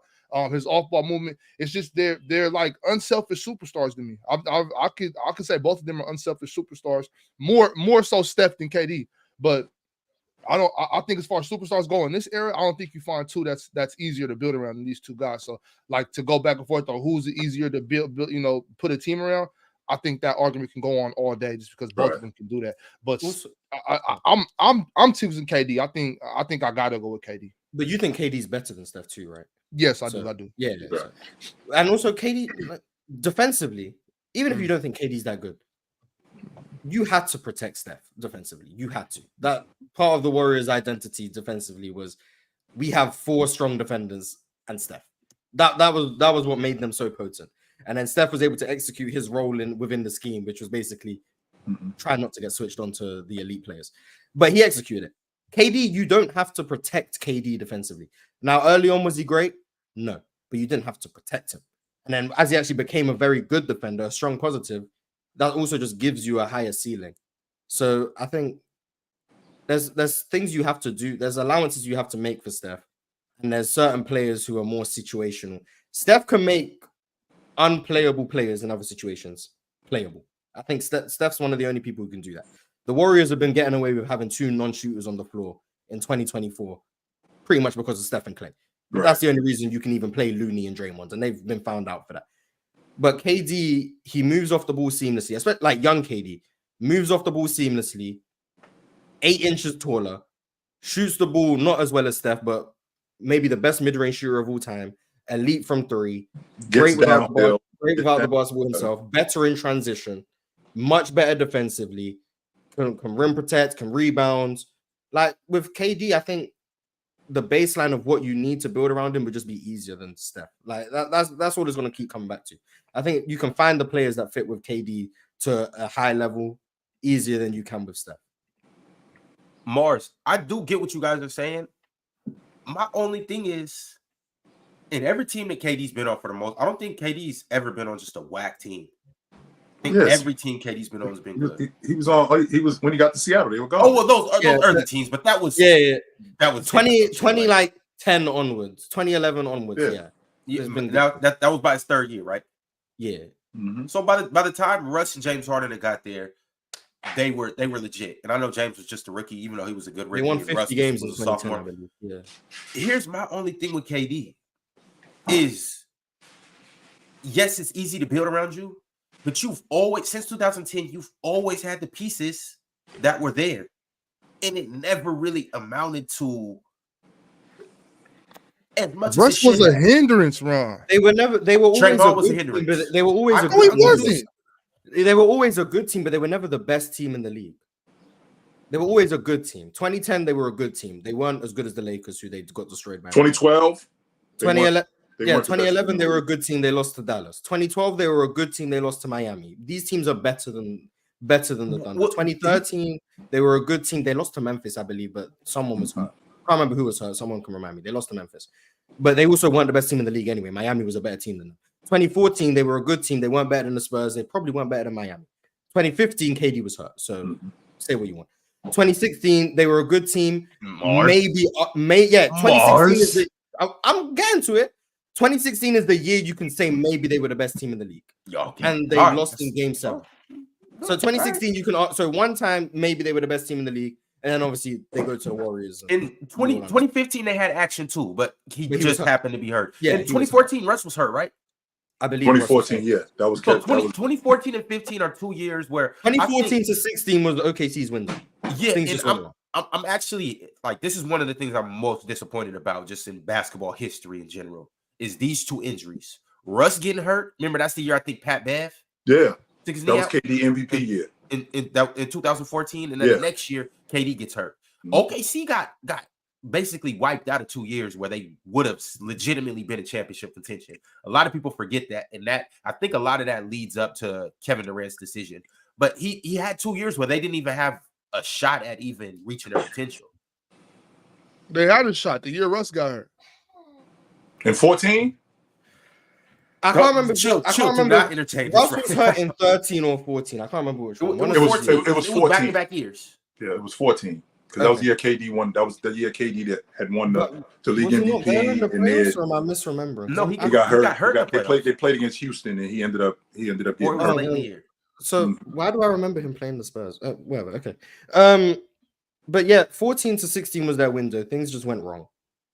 But even then, like, even if they were the best team in the league, it wasn't by a margin wide enough to where you think they should have won the chip. It was like they could have. They were in that upper tier. It was them, the Cavs, and the Warriors. But was it they should have won, or they had a chance? Them being up 3-1 and then blowing the leads. Yeah, everyone's like, oh, they should have won that series. Right. But people didn't have them going up 3-1 in the first place. It was a shock that they were up 3-1 in the first place. Ron, you did not have them going up 3-1 against. Okay, when I say people, I mean the majority. The consensus was the Warriors were the best. Even if that's true, Moss. Ron, knock it off. You had a 73-win team that was rolling. You had them Oklahoma City Thunder mopping them dudes. He knew me at that moment in time. He knew. Hey, it's the reason why. It's the reason why I'm such a big Russ fan. And at that moment in time, I did happen to be a KD fan, which. So you had them serving. You had them serving Oklahoma City. You had Oklahoma City serving these dudes in like 5 games. I had Oklahoma City from 2012 up until KD left. 2016. I'm saying up from 2012 to kind of like the day he left to July 4th, 2017 or 16 or whatever July 4th that was. Right. I had OKC. They were that good, chill. But that's why I say those 2 years really hurt because I do believe over that 3-year span, OKC wins a championship over that 3 years. Ron, you act like 16 that Tony Parker didn't throw that series. The Spurs was beating their ass. Tony Parker started looking off Kawhi, and they got lucky and came back. Bro, they were not who you think they were, bro. Yeah, even when they were arguably the best team in the league or they were championship contender, the team still wasn't built correctly. Like KD spoke about it. Like the game was changing, and they were still putting Andre Roberson out there on. Like Andre Roberson was playing 30 minutes a game, and he was a 2 guard who no one guarded. He was a complete liability. Taking corner threes, hoping for spacing. Terrible. They were playing 3 non-shooters. The only shooters on the team were KD and Serge. Serge was being considered a shooter on that team. Serge was chucking that corner. That team was not built correctly. The fact that they were held in such high regard is a testament to how good Russell Westbrook was and how good KD was, and the fact that their defense was still very good. They built a very good defense. But offensively, that team was not built to the level of the other teams around the NBA. Ron, you was basing that solely. Go ahead, I'm sorry, Ox. I just want to know what year was it that Thabo got his leg broke by the police?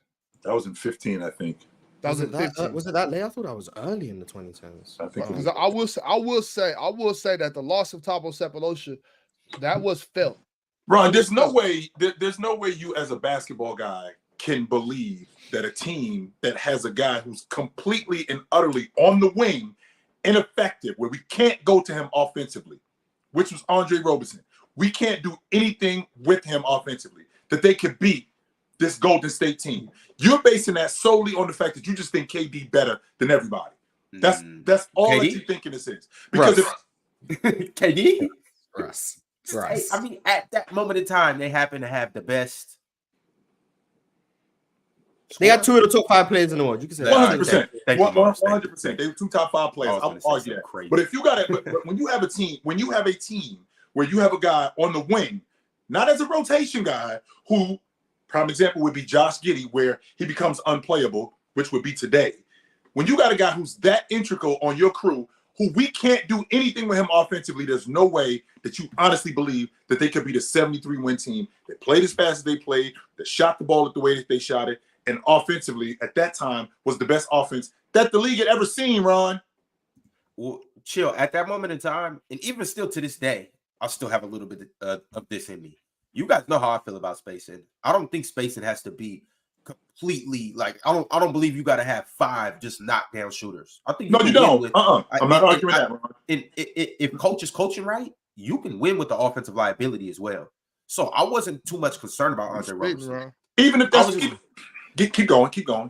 I'm like with the likes of with how dynamic and the firepower that Russ and KD brought. Also, keep in mind too, Andre Roberson made them a hell of a defensive team. Sure, you got Andre Roberson, you got Serge Ibaka, you got Kendrick Perk, and then on top of that, KD was, he still brings on defense, and Russ was a firecracker on defense too in the passing lanes and stuff like that. Roberson was nice in transition too, Ron. Yeah, I like they a hell of a team.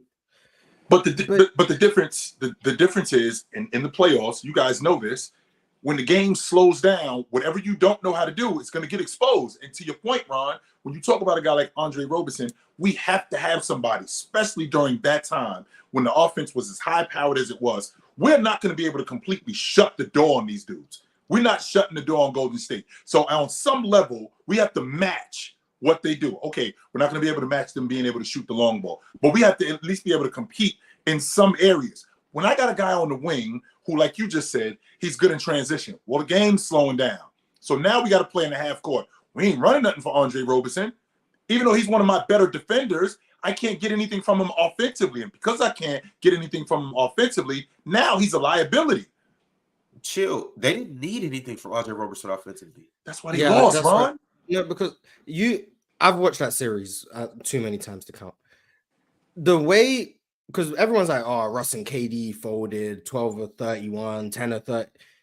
The way they shrunk the floor when KD or Russ had the ball, mainly off of Roberson, but Steven Adams was being left, Serge was being left, everyone was being left. And not only could they not shoot, they didn't want to shoot. Russ and KD were having to take some of the worst shots I've ever seen because all the offense could generate was wide open looks for guys the Warriors wanted to shoot, and wide open looks the guys on OKC didn't want to shoot. So yet they shot poorly. I think Russell and KD were combining for like 60 shots a game. It's because Golden State were actively they were playing basically 2-on-5. And I talk about team sport all the time. Golden State, after going down 3-1, just basically their whole game plan was basically someone else has to take shots. And they weren't shooting the ball. Not only were they not making shots, they weren't taking any. They just wouldn't shoot. But Mars, can we talk about, because that was Billy Donovan, right? That had that team. Can we talk? Yeah. Can we talk no, that about was Scott Brooks. It wasn't Billy Donovan in 16. Yeah, that was Billy. That was Billy. Yep, that was for it was sure. Billy Donovan. I'm sorry. We gotta talk about how terrible of a coaching job the offense Billy Donovan. You can't spam high pick and rolls with Russ and KD going and then going straight ISO from there and having a non-shooter in the corner. That's the offenses that Billy Donovan was running, which is terrible. I can agree with that. Sorry. Well, let me ask you this question. And that's no good for Russ. I feel like I'm putting a lot on Russ, and a lot of it is Billy Donovan's fault because coach got to coach in situations like that, and Russ just didn't have the skill set to play like that. You know what I'm saying? Russ is a park hooper. Russ is an outdoor Venice Beach basketball player. You know what I'm saying? And that just wasn't going to work for us. So Billy Donovan was not, because the NBA was what it was at that time. So now you got a team in Golden State who now basically playing the 7 seconds or less offense, which just got enhanced. So now you got the personnel that you have. You're talking about coaching. What could we have done differently? And what I'm asking you, what could we have done differently with the limited amount of offensive players? Because it was an offensive surge during this time. What could we have done differently? What positions are we going to put Roberson in? Am I going to put Roberson in the dunker spot? Am I going to put Roberson in the corner? Am I going to have him running the baseline? Even if he is running the baseline, I'm still going to leave him open on the baseline. And he's going to have to make shots. Serge Ibaka, he's not getting work down on the block. That's not going to happen. And if he is on the block, what's going to happen is we're just going to collapse on him. Right? We're going to collapse on him and we're going to shrink the floor. Whenever Russ gets the ball, Russ is going to have to do all the work. And I'm banking on Russ, one, making a bad turnover or taking a bad shot. I'm banking on that. So I basically want, especially at that time, I want the ball in Russ' hands. So that leaves us with KD, who is your only offensive machine. Meanwhile, with us, we're going to tire you out on defense because we run a lot of action because the game's gotten slowed down. We're going to run a lot of action. We're going to put you guys on the defense and keep you on the defense. So now when we come back on offense, there's really nothing else that you're doing. So I'm asking you, Ox, what could Billy Donovan have done with the limited amount of offensive players that he had? Simple defense. Simple. Stop having right quick, Ox, but before you get into this, I do want to mention that guys like Dion Waiters was on the bench. Right. Guys like Anthony Morrow was on the bench. Randy Foye, Steve Novak, Cameron Payne. Now, I'm not saying these guys are he played generational scorers. He ended up taking. I remember because I watched Game 7 maybe like 3 weeks ago. He ended up playing Steven Adams like barely any minutes in Game 7. He put Dion Waiters on the floor and he was a criminal. Mm-hmm. Like because he ended up putting Serge at the 5. It was like Serge, KD, Russ, Roberson, and Dion Waiters. And Dion Waiters, A, they still didn't respect him. And B, he didn't make any shots. Now he wasn't reluctant. I'll say that he wasn't reluctant.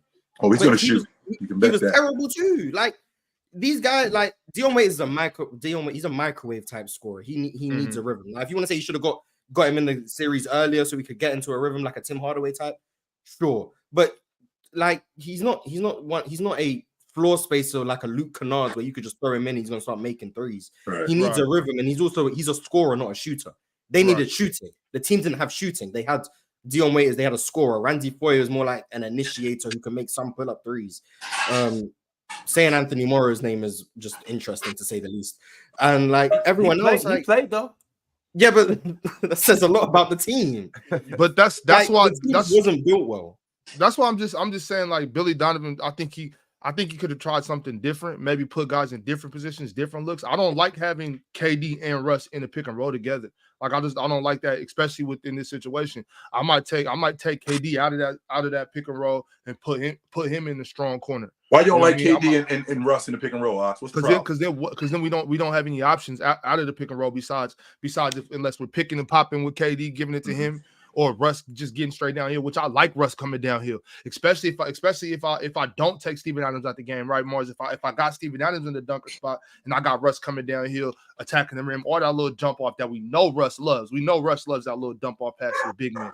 I might put Andre Roberson actually at that high pick and roll with I'm not mad at that. You know, I might put Andre Roberson at that high pick with Russ and put KD in the strong corner. Russ coming downhill, Steven Adams here, Serge Ibaka on the weak side corner. You know, Serge was loving that three ball at that time. Sure, I mean, Serge was chucking that corner three. You know what I mean? So that's, you know, I'm not sure if that works either. Chill, that's just something I could think of real quick. Right, like I would try that. I would try something else. You know what I mean? Maybe in this case, like Mars, you said that he wasn't playing that great, but maybe we do just take Andre Roberson off the court too. We just run with Dion and Anthony Moore. I don't know, but whatever Billy Donovan was doing, I just didn't like it. I just didn't like it because you're not really helping. I feel like a coach's main job is, and this is Mike Tomlin. Mike Tomlin, he was the one who said coaches don't want to coach no more. Coaches really not coaching at all.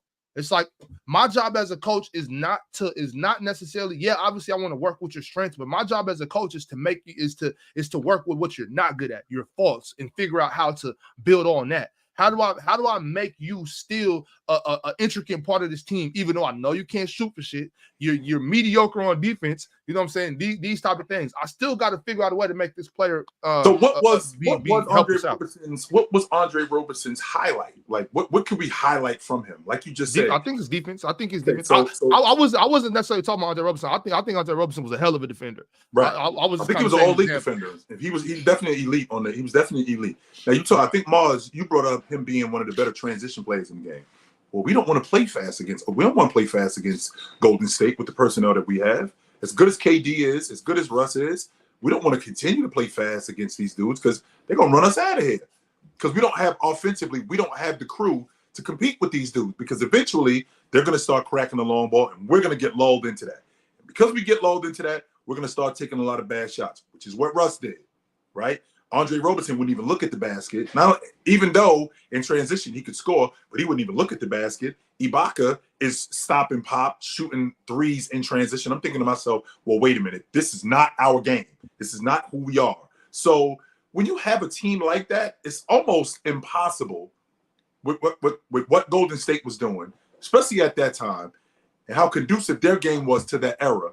It's almost impossible. It was almost impossible to slow them down. Except the fact that James showed up.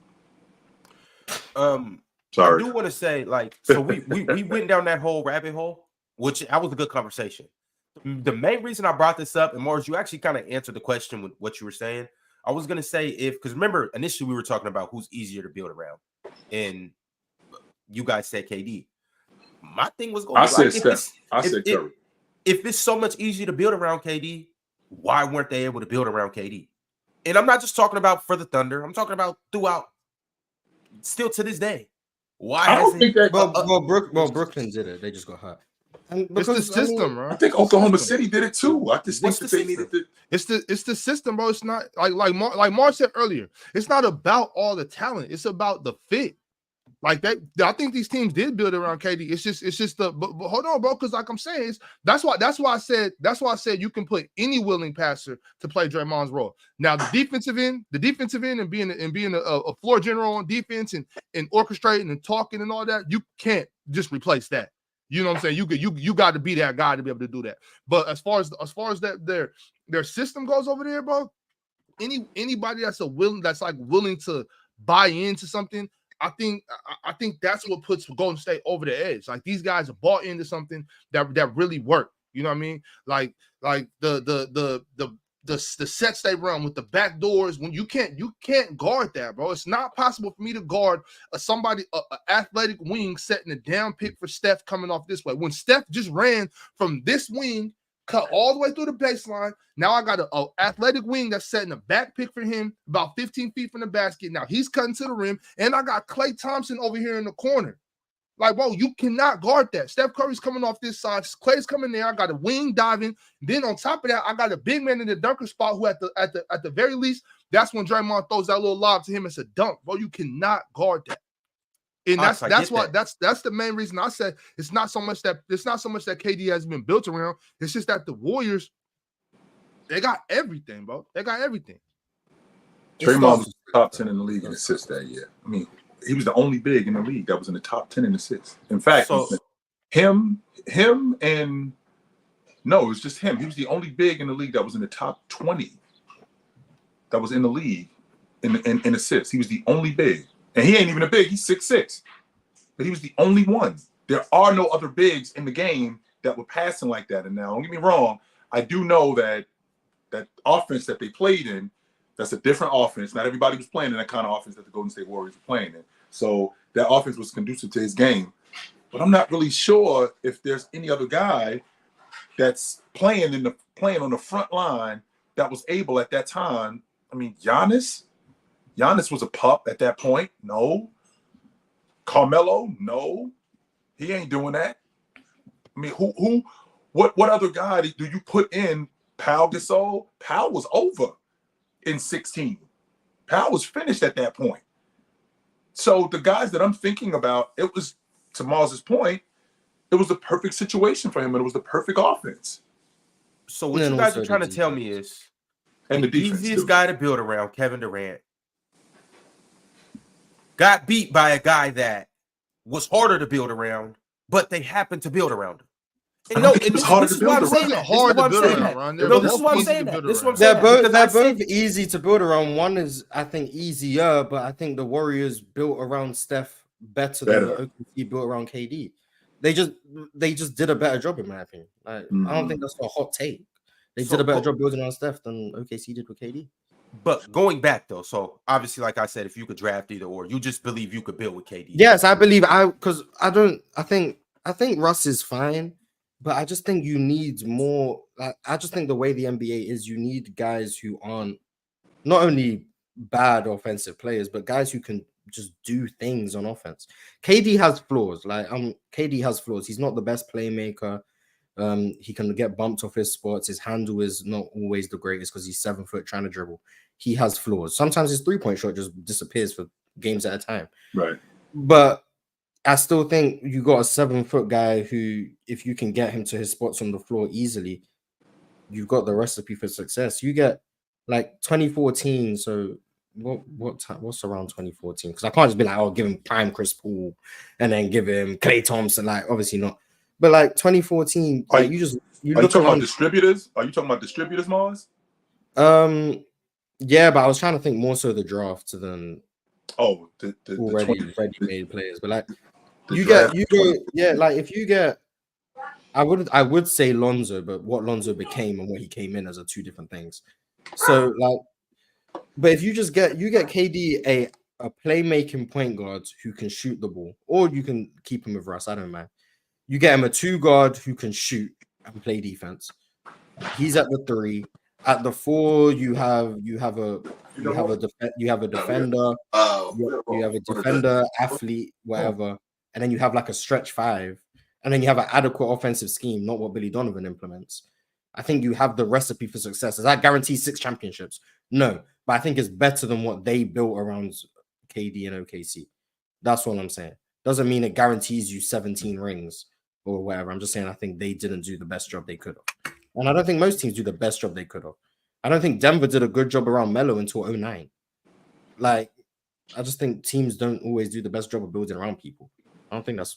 I just don't think KD and Russ were as good as a fit as people make it out to be. I think that's flawed. They were both really good basketball players, great basketball players, but together it's just not. They just didn't go together. And why do you think that was the case, Ox? Well, because from a skill standpoint, it could have very well worked perfectly, but it doesn't help that one of the dudes is looking at the other dude like, I'm nicer than him. Yeah, and with that being said, I don't even know if that's necessarily it with Russ, or if that's just the way he plays ball. You know, like he got that type of mentality, and you know, I don't know if that was necessarily the issue. I don't want to say that Russ was looking KD off ever. I don't think Russ is selfish. I just think he's just that style of player. You know. Yes, that's what it is. I don't think he had any cruel intentions or wanted to harm the team. I think he wanted to win. I mean, but with that being said, I don't know if he understood that the way to win is to give him the ball. And he wasn't trying to hear that. I think we can win another way. I think y'all over exaggerate that so much. Russ was giving KD the ball. Yeah, I think they fit fine. I think Russ was giving. He legitimately. He was giving KD the ball. I'm not calling Russ. I've never called Russ a ball hog or nothing like that. I just think I think Russ is very reactionary. It's like I said. You're a hater, man. You're a hater. It's like to me, it's like I don't think Russ was like Russ was not a Ray John type thinker. Like I know in the third quarter, I'm gonna be feeding KD here. He's not. I don't know, but I don't think Russ was talking to KD in the huddle like, yo, Kev, you know what I'm saying? Come off here. I'm gonna get you right there. I'm gonna go set this this back screen or away the ball screen. You just cook, just eat. You know what I'm saying? I don't know if Russ is setting these type of things up in advance. You know what I mean? You know how that go. Y'all know how that go. Like we got to talk to each other about what we see. Do this, do that, do that. I think Russ is just kind of just balling. Like I found you now. You know what I'm saying? Like. Yeah, we could have worked on this. You know what I'm saying? Instead of you just well, that worked. You know, like it worked. But I'm pretty sure that they did that though. They was together 8 years. I would hope so. I vividly remember Russ passing the ball to KD on sets, down screens, things of that nature. I remember the exact play. This is what I'm saying. You guys overreact. Matter of fact, you guys are reactionary when it comes to Russell Westbrook. Because anytime he shoots a mid-range shot, which he's supposed to be shooting because he's a superstar in the NBA at this moment in time, you guys lost it. But if KD shot the shot and missed it, it was damn. KD that's a good shot. KD just missed. Okay, there's a difference between a KD mid-range and a Russ mid-range. It is, but I get what you're saying. I'm with you. I'm more with you on it because I think they fit together perfectly fine. I think Russ hit a lot of KD's flaws as a decision maker, playmaker, passer. And he got a lot of the blame for the things that if you made KD do the things that Russ was doing, he would have been blamed just as much.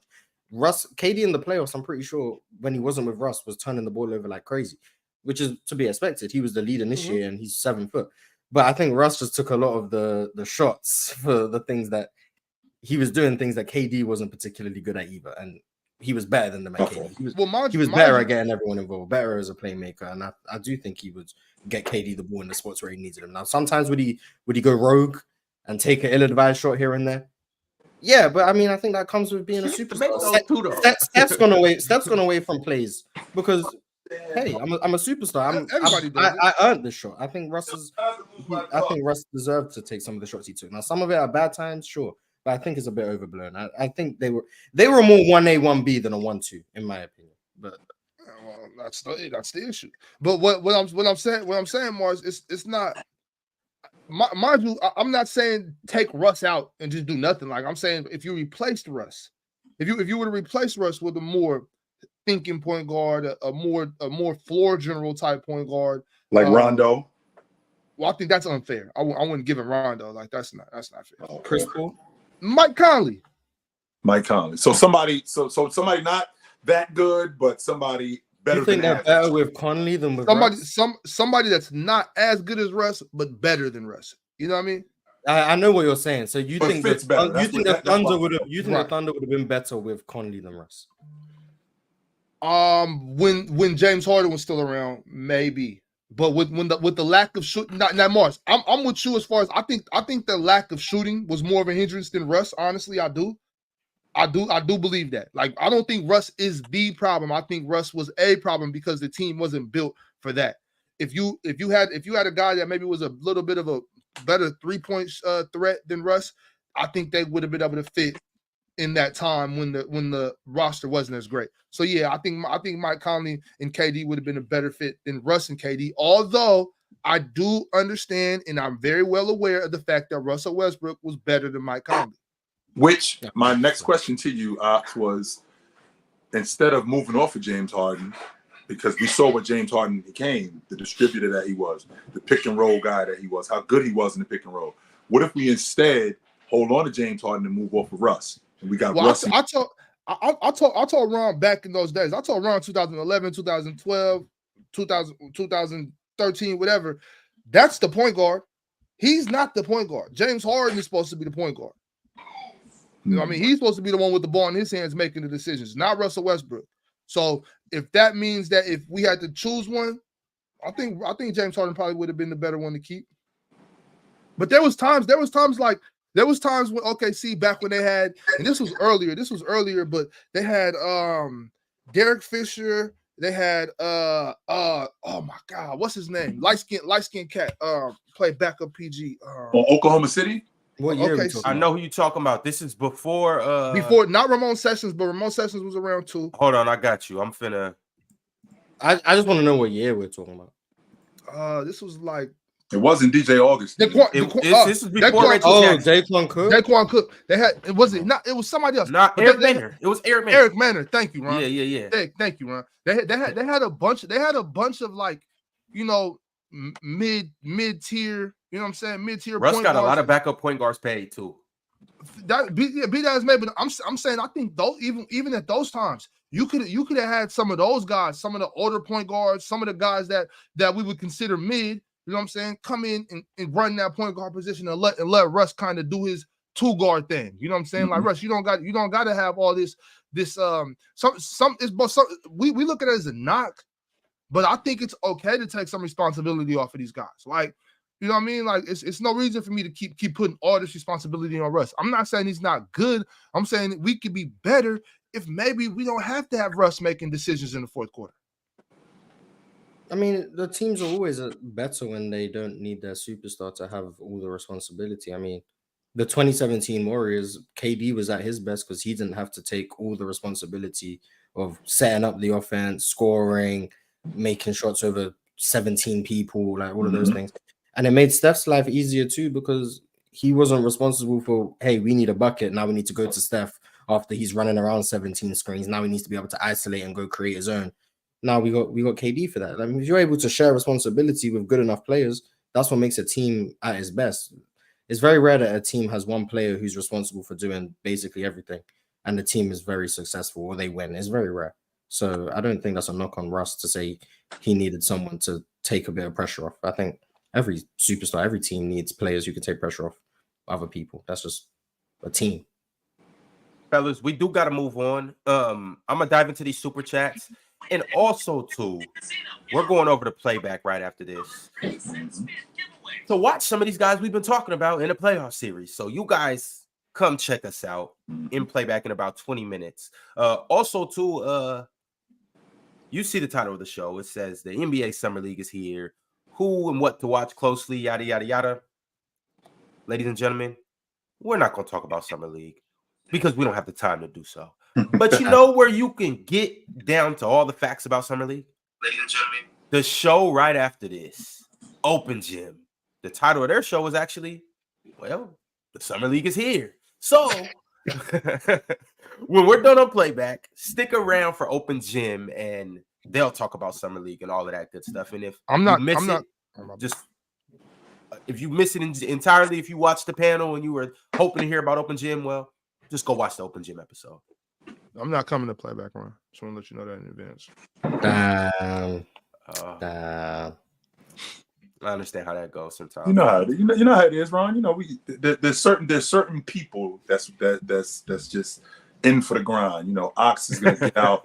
Ox is not gonna come in and he's not gonna constantly be in practice. We might miss him 1 day or 2 days in practice in the preseason. That's what's gonna happen. Oh, chill. I'm witnessing nasty practice habits out of Ox. Oh my god. Nasty practice habits. Stop lying, bro. No, I'm lying. Yeah. We don't got time to even do this right now, Ox, so I'm gonna let you breathe. Yeah, but, go ahead. Also, Mike said, Ron, get me in on this debate league.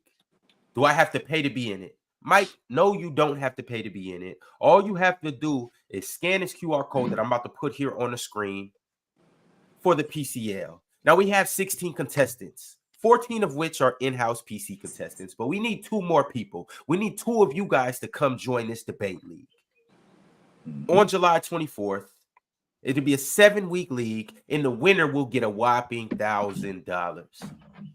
If you think you got what it takes to come and debate against guys like Chilltown, guys like Mars, guys like Big Ox, guys like ZZ Honcho and Jalen Carter, and I would go into the rest of the guys, but you'll just have to stick around to see who it is. But if you think you could beat these guys in the debate, come join the league, scan this QR code right here, and we'll see you guys July 24th. Let's do it.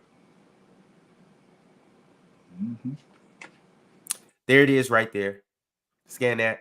See you soon. But aside from that, let's go ahead and jump into these super chats. I've read this one already, but I just want to read it again because I like it. Kent Lipscomb Jr. said, Wemby DPOY uploading. DeMonte's got something to say about that. For sure. Christopher D said, rank these NBA performances in a losing effort. 2021 KD 48, Game 7 versus the Bucks. 2018 LeBron 51, Game 1 versus the Warriors. 2006 Kobe 50-piece Game 6 versus the Suns. And MJ 63 versus Boston Game 2. Who y'all got? I'm not ranking no losers, bro. Okay, I'll rank losers because I praise losing. Kobe game 6, number 1.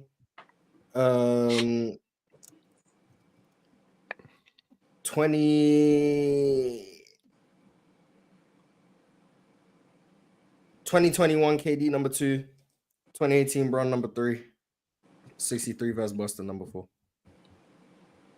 I'll take Jordan at 1. That was the best team the Celtics had ever had. He put 63 on them. Bryant emptied it in 06 in that Game 6. That was all he had. I'll take James's 51 and 18. I think Bryant's 50 was better than KD's 48 in Game 7. So I'll say Jordan, James, Bryant, KD. That's the toe on the line game, right? Yes. Yeah. Mm-hmm. Rambo E 1996 said, we watching Game 7 of the Western Conference Finals 2018 on Playback, Mars. Ron asked me if I had any games I wanted to watch, and I knew what he was doing. It would only be right. It would only be right considering what he did to Ox, wouldn't it be? That's not the same thing. No. Yeah, because we was actually cheated. So yeah, it's not the same at all. Whoa, wait. In hindsight, yes. At that moment in time, at that moment in time, was the team that won. Yeah, we cheated. Yeah. You cheated. Okay. Back then it was we cheated. Now it's we got cheated. Yeah. Time changes. Kent Lipscomb Jr. said the best Mexican food is in Arizona and New Mexico. Big Ox. Damn. That's not true. It's not true. But the thing about it is, it's good. Like I really like it in New Mexico because it's more like has like the native influence on it as well, and so it's kind of things I've never eaten before. So I really do like the food in New Mexico. Honestly, Arizona is not even in the list. Like Arizona's behind Texas. Really? Arizona's behind Nevada. Jersey on down. Shout out to DT. Considering Arizona, the best point guard in Phoenix history. The best player in Phoenix history, actually. But I'm talking about the whole city. I'm talking about the whole city, everything. So not the best player because I respect Charles Barkley, but the best point guard for sure. She was not better than Kevin Johnson. Let's chill out. Chill. Ooh, no disrespect, KJ. That's it. Hold on. That's where the love stops. Damn. So you go down to Tarsi over Jason Kidd? Yeah, that don't count. J. Kidd was a cool thing. But Arizona's Mexican food is really not that good. Yeah, actually, Nevada, it's better in Nevada, actually. Or maybe Kent Lipscomb Jr. and Lil Ox. Maybe the best Mexican food is just in Mexico. Mm-hmm. You guys sit here talking about Texas, Arizona. You guys are so American, man. I mean, I'm not gonna get into this. Come on. Leaf Diggy said trade is official. Talking about the Buddy Hield. I think you're talking about the Brooklyn picks trade. It takes a while for these trades to become official, even though they're reported. So I'm assuming he's talking about that. Okay, but we didn't even get a chance to talk about Buddy Hield. But he said trade is official. Rockets fans don't get to rob me. Tangerines is about to screw it up. Who's Tangerines? Do we know? The Knicks. Okay. Tangerines is about to screw it up. Ron, you still good? I think so. I don't know what you're talking about, but yeah, I feel good, look good. Seemed good. And then he said 1,000 is straight. I might be there. Leaf Biggie pulling up to collect that. We just land anyone up. Hey, Leaf, my man, I got my money on you. Man, it's so easy to throw Leaf off his pivot.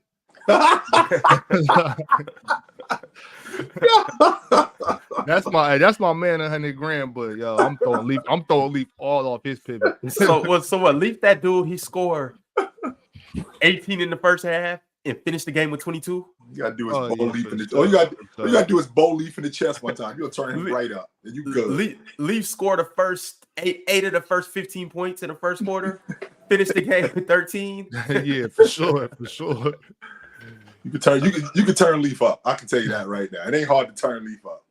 It's Ox has centered his chi, so Ox has become more grounded. So even though Ron, you his man, and it take a little bit more to turn him up, it doesn't take a lot to turn Leaf up. It doesn't. It does not take a lot to turn him up. You can get Leaf turned up just like that. Leaf, I would love to see you in the PCL. Mike, I would also love to see you in the PCL too. Leaf and Mike is our two wild card contestants. Mike trolling, man. I think I would like that. Mike trolling, he ain't pulling up. It's Mr. GQ to you, who's been a member for 15 months. He said, how come we haven't heard Jefferson Tibbs' opinion on the almighty Kings freeing Davion Mitchell?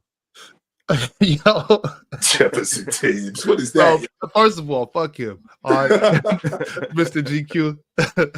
F you, bro. But we talked about that already, didn't we? Oh no, that wasn't up here. Nah. I mean, what am I supposed to say? I'm happy for Davion. Free Davion. He wasn't getting free Davion and Sasha. I'm happy for both of them.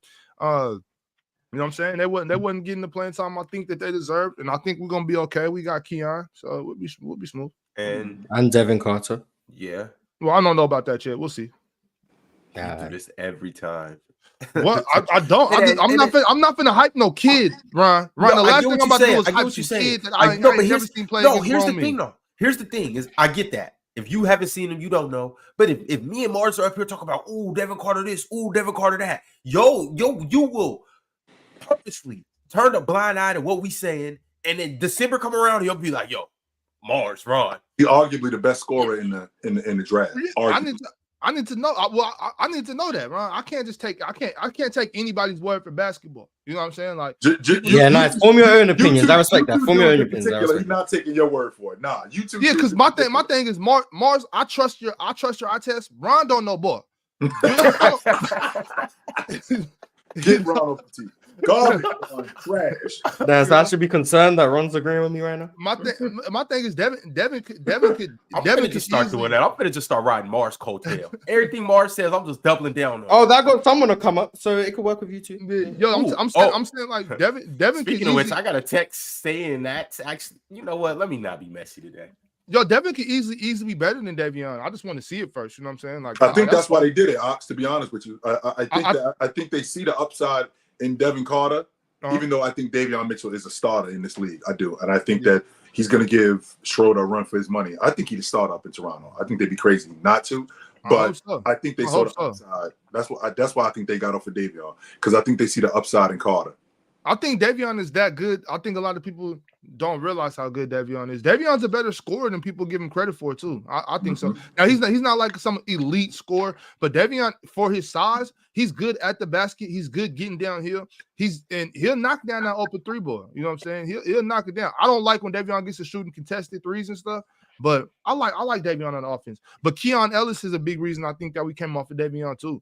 And like I said about the kid Carter, you know what I'm saying? I want to see him play. He might be that good, but I don't know that yet. You know, it's just like with Keegan Murray, Ron. If you remember, I was pissed when we drafted Keegan. Well, you guys play the Lakers in Summer League tomorrow, so you can see him there. Oh, well, we're gonna beat their ass. I can't wait for us to get on Playback next week and watch these Summer League highlights. That should be fun. We're gonna go back and watch all Summer League highlights too. What too? Lonzo Ball, Summer League MVP. Hey, you guys know I was there that year in Vegas. What, the Lonzo year? Yeah. I was in summer. I was watching Caruso play. I was there. That was but see, Mars, this is the thing. Ron don't know ball, so he thought Caruso was weak. You did think that up? Hey, Bron, You thought that for Chill. real? Stop letting Ox troll you right That's now. what I'm Sounds like asking. something you would say. Sounds like I'm something. not- Yo, I'm I not- know. I'm Crazy not thing you is, trolling me. I knew. I'm asking you. I knew about Caruso before a lot of people even knew about him. Unless you were a Texas A&M fan, I watched because I watched Caruso play against Shaq, and this is before I never knew. Shaq went to Arizona State. They played in a non-conference game early in the season against Texas A&M. I remember Caruso. I don't know exactly how much he had, but I remember Caruso getting busy playing defense. But this is when he had a lot of offensive responsibility too. He put up about like 20-something. I remember him going coast to coast, getting a dunk. I'm like, yo, what the hell is this ball white dude out here just jumping like that and all of this? Caruso was dope at Texas A&M, so I knew about Caruso ahead of time. Did I think he was going to be this good? What? But then, what do you mean? But then what? But then, what Then were you you saying started about hating. Caruso before Then he you started started playing in the league? Before he turned up in LA? It wasn't Go saying ahead, anything Jalen. about Caruso. What's up, Mars? Tell the truth. Showing up before we go to playback with 3 Where minutes. the hell you been? That's what I was trying to. We go into playback in 3 minutes, so Jaden shows up. So- now. Oh, pause. I messaged Roz. My bad. So Paul, basically, we took the couch bed and moved it all the way in the house. He's just we've done all the hard work. Jalen, he's just now pushing it up against the wall. Yeah, Jalen show up when we're Hey, done. When we're done doing the yard work and we cracking beers. Oh, you Like guys it are done already? just like math class at university, man. You show up right on time, right near the end. Make sure you get the notes for the class. You're good to We go. moved the couch bed. We carried it all the way up the stairs. Now Jalen shows up to help push it up against the wall. Give me a break. Jalen a crook, man. Damn. Man, I got it. Condrill said, if KD is easy to build around, why doesn't it lead to success? Outside of Golden State, his playoff performance is worse every year. That's not true. I think Gatorade. Well, I think something being easy to build around doesn't mean it gets done. I think there's a lot of things that are easy that people haven't done. Also, I think KD post Achilles, I think he's a different player. So it's gonna take more to build around KD now than it would have in 2014. So holds it like the 22, 23, 24, like those years. I wouldn't take that. If you told me that was the KD I was getting for his whole career, I wouldn't take that over Steph. I'm talking about KD when he had explosiveness and he was KD. This is just, he's still great, but it's different. So I think that's just a different player personally. And I think the younger KD, we spoke about OKC. If you disagree, you disagree. But we spoke about it for an hour. Striving for the kingdom. Entertainment said most NBA coaches are amateurs, run AAU offenses, and are afraid to offend the stars. Who can't game plan spamming ball screens and switch on defense? And being innovative is another thing that it sounds to me like a lot of these guys are afraid of. That's why a lot of the young coaches who are that, Nick Nurse, for example, become what they become because they aren't afraid to be innovative. That's why I have a problem with recycling these bad coaches. Mike D'Antoni, Mars. See, you can't praise innovation and then say D'Antoni, like what? Because he's old, Mars. That's why. Innovators get clowns unless their innovation wins. word that That's all it is. Innovators get clowns unless the innovation wins. Take the word Because back. Mike D'Antoni, an innovator, he just ain't win. So now all of a sudden, old. it don't mean That's what I'm saying. These bad and old coaches, Mike D'Antoni in particular. He old. He not bad. He old. He not bad. He old. He's not bad. No, he's not a bad coach. He old. Okay, he old. That's okay. it. Let me rephrase that. Mike D'Antoni is 100% coaching the all bum team. I can understand Ox believing that. All Buns team. Mike D'Antoni is literally an Amari Stoudemire not jumping from the bench away from being considered some all-time great coach. Man, he the ref not cheating I'm at gonna tell 2018 away from being a champ. Yo, we gotta go to playback. He's literally a couple plays away, man. I know. I just said what I just said, Ron, but Jalen kind of spitting as far as like from everybody else's standpoint. I still hate Mike. You. We're about to go watch Mike D'Antoni right now on Let's go see him playback. right now. Hey, Oh, so Ken we are Lipscomb- watching that. Ken Lipscomb Jr. said 2010 Knicks with Hakeem, Ron, is fire. Are you kidding me with Carmelo Anthony? Hell no. No, Melo one day. Melo That was one day. before Melo. So That's imagine before Amari, right? Yeah. So imagine how good I they think were he just when meant Amari first. 2010s, just in general. Right, but look how good no. they were. Look how good they were when Amari first got there, and then you take Amari out and put Hakeem in there, and look at how much better Hakeem is. And then Amari. you get Hakeem D'Antoni. As long as Melo never shows up and ruins it like he did. Hell Haters. That's what he Ruined. did. Yo, Carmelo came through and just ruined everything, bro. The We Knicks don't have are time on to Hold on, argue. the- man. the We gotta go Knicks- to playback. The Knicks too are messing up. They could have waited a half season and kept Danilo Gallinari, kept I think it was Raymond Felton, Wilson kept those role Chandler, pieces. Wilson Chandler, yeah. Wilson Chandler kept those guys and just added Melo. That's a team. Still, Can't hear you, Ron. Oh, He no, I talking was to talk- playback. I was He talking talking to to playback. Yeah, he talking to playback. We coming right now. Diesel 7454 said even KD chose Steph. Clowns. Yeah, okay. Yeah, he wanted to go play with the Warriors. Striving for the Kingdom Entertainment said Steph easier because it's off-ball movement. I think off-ball movement still has to be maximized. I think off-ball movement benefits others, but you need guys who are willing to set screens when you come running at them.